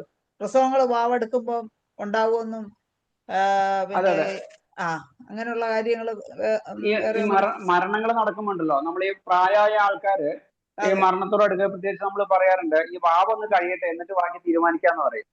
അപ്പൊ ഇതില് എന്താണ് ഈ ഞണ്ടുപിടുത്തമൊക്കെ പറയുന്നേ എന്ന് പറഞ്ഞേ? അല്ല, നമ്മള് സാധാരണ പശുവിന്റെ ആടിനെയൊക്കെ പണ്ട് ചവിട്ടിക്കുന്നതും ആ സമയത്താണ്. അതാണ് മെയ്റ്റ്. അത് ഭാഗ്യലക്ഷ്മി മാഡം പറഞ്ഞു. പിന്നെ പ്രസവങ്ങളെ കാര്യം പറഞ്ഞു. പിന്നെ അസുഖമല്ലാത്ത വേറെ ഏതോ ഒരു കേസ് കൂടെ പറഞ്ഞു. ഞാൻ പറയണമെന്ന് വിചാരിച്ചു. അല്ല, അതൊക്കെ ഞാൻ പറഞ്ഞ ആലോചിക്കുക. ഇതൊക്കെ ഈ ചന്ദ്രമാസവുമായിട്ട് ബന്ധപ്പെട്ടിട്ടാണെന്ന് നമ്മൾ ആ രീതിയിൽ നമ്മൾ കണക്ട് ചെയ്യുന്നില്ലാന്നേ. നമ്മള് 10 മാസം ചുവന്ന് പ്രസവിച്ചാന്ന് പറയുമ്പോൾ ഇത് ഇംഗ്ലീഷ് മാസം അല്ല, ഇത് മലയാള മാസമാണെന്ന് മലയാളികൾ പോലും പറയുന്നില്ല. ഓക്കെ, ശരിയാണ്. അപ്പോ ഇനി ആർക്കെങ്കിലും എന്തെങ്കിലും പറയാനുണ്ടോ? ജയലളിത ഡോക്ടർ എന്തോ മെസ്സേജ് ഇട്ടല്ലോ. ജയലളിത ഡോക്ടർ ഉണ്ടോ? ജയലളിത ഡോക്ടറെ ഒന്ന് ഹാൻഡ് റൈസ് ചെയ്യാമോ? പോയോ? ജയലളിത ഡോക്ടറെ കാണുന്നില്ല. അങ്ങനെയാണെങ്കിൽ നമുക്ക് ക്ലാസ് വൈൻഡപ്പ് വന്നോ? ജയലളിത ഡോക്ടർ വന്നല്ലോ. ജയലളിത ഡോക്ടർ എങ്കിൽ ജയലളിത ഡോക്ടർ എന്തോ മെസ്സേജ് അയച്ചു. അത് പറഞ്ഞ് ഡയറക്റ്റ് ആയിട്ട് തന്നെ പറഞ്ഞ് നമുക്ക് മനോജ് ഡോക്ടർക്കുള്ള നന്ദി കൂടി പ്രകാശിപ്പിച്ച് നിർത്താം. ഇനി ജയലളിത ഡോക്ടറെ ക്ഷണിക്കും. അൺമ്യൂട്ട് ചെയ്തോളൂ ഡോക്ടറെ. ഹലോ. കേക്കാം. ഒത്തിരി ഇഷ്ടപ്പെട്ടു കേട്ടോ. നല്ല സെഷൻ ആയിരുന്നു. ഏതായാലും എല്ലാ ക്ലാസ്സുകളും ഞാൻ കേൾക്കാറുണ്ട്. മനോജ് ഡോക്ടറിന്റെ ഒരു വേറിട്ടൊരു ക്ലാസ് ആണ്. നമുക്ക് കുറച്ച് കാര്യങ്ങൾ അറിയാം, കുറെ ഒന്നും അറിയില്ല. എങ്കിലും ഒത്തിരി ഇൻഫോർമേറ്റീവ് ആയിട്ടുള്ള ഒരു ക്ലാസ് ആയിരുന്നു. നല്ല സെഷൻ ആയിരുന്നു. നമ്മളെ ഓർമ്മിപ്പിക്കാൻ, നമ്മളെ ചിന്തിപ്പിക്കാൻ പഠിപ്പിച്ചു തരുന്ന ഒരു ക്ലാസ്. എന്തായാലും ഒത്തിരി ഇഷ്ടപ്പെട്ടു. വീണ്ടും ഇതുപോലത്തെ ക്ലാസ്സുകളായിട്ട്, സമയമില്ലാന്ന് എനിക്കറിയാമെങ്കിലും ഇതുപോലത്തെ ഒരു ക്ലാസ്സുമായിട്ട് വീണ്ടും വരണമെന്ന് ഞാൻ അപേക്ഷിക്കുകയാണ്. എന്നോട് നന്ദി പറയാൻ പറഞ്ഞോ ഇല്ലേന്ന് ഞാൻ ഓർക്കണില്ല. ഓക്കെ, അപ്പൊ ഈ മനോജ് ഡോക്ടറിന്റെ ഈ ഒരു നല്ല ക്ലാസ് എടുത്തതിന് IAPHന്റെ പേരിലും ഇവിടെ അറ്റൻഡ് ചെയ്ത എല്ലാ ഡോക്ടേഴ്സിന്റെ പേരിലും അഭിപ്രായങ്ങൾ പറഞ്ഞ ഡോക്ടേഴ്സിന്റെ പേരിലും എല്ലാവരുടെയും പേരിൽ പ്രത്യേകം നന്ദി പറയുന്നു. Thank you so much. Okay, Jayalalitha ഡോക്ടർക്ക് IAPHന്റെ പേരിലുള്ള നന്ദി അറിയിക്കുകയാണ്. എന്തായാലും നമ്മുടെ ക്ലാസ് ഈ ഇത്രയും സമയം 5 മിനിറ്റ് അധികമായി പോയത് അറിഞ്ഞില്ല. വളരെ സന്തോഷം. എല്ലാവർക്കും ഇന്ന് മനോജ് ഡോക്ടർക്ക് എല്ലാവിധ ഭാവുകങ്ങളും നേർന്നുകൊണ്ടും ഇന്ന് സൂമിലുണ്ടായിരുന്ന എല്ലാവർക്കും ശുഭരാത്രി നേർന്നുകൊണ്ട് ഇന്നത്തെ സെഷനോട് അവസാനിപ്പിക്കുകയാണ്. നമസ്കാരം. Thank you.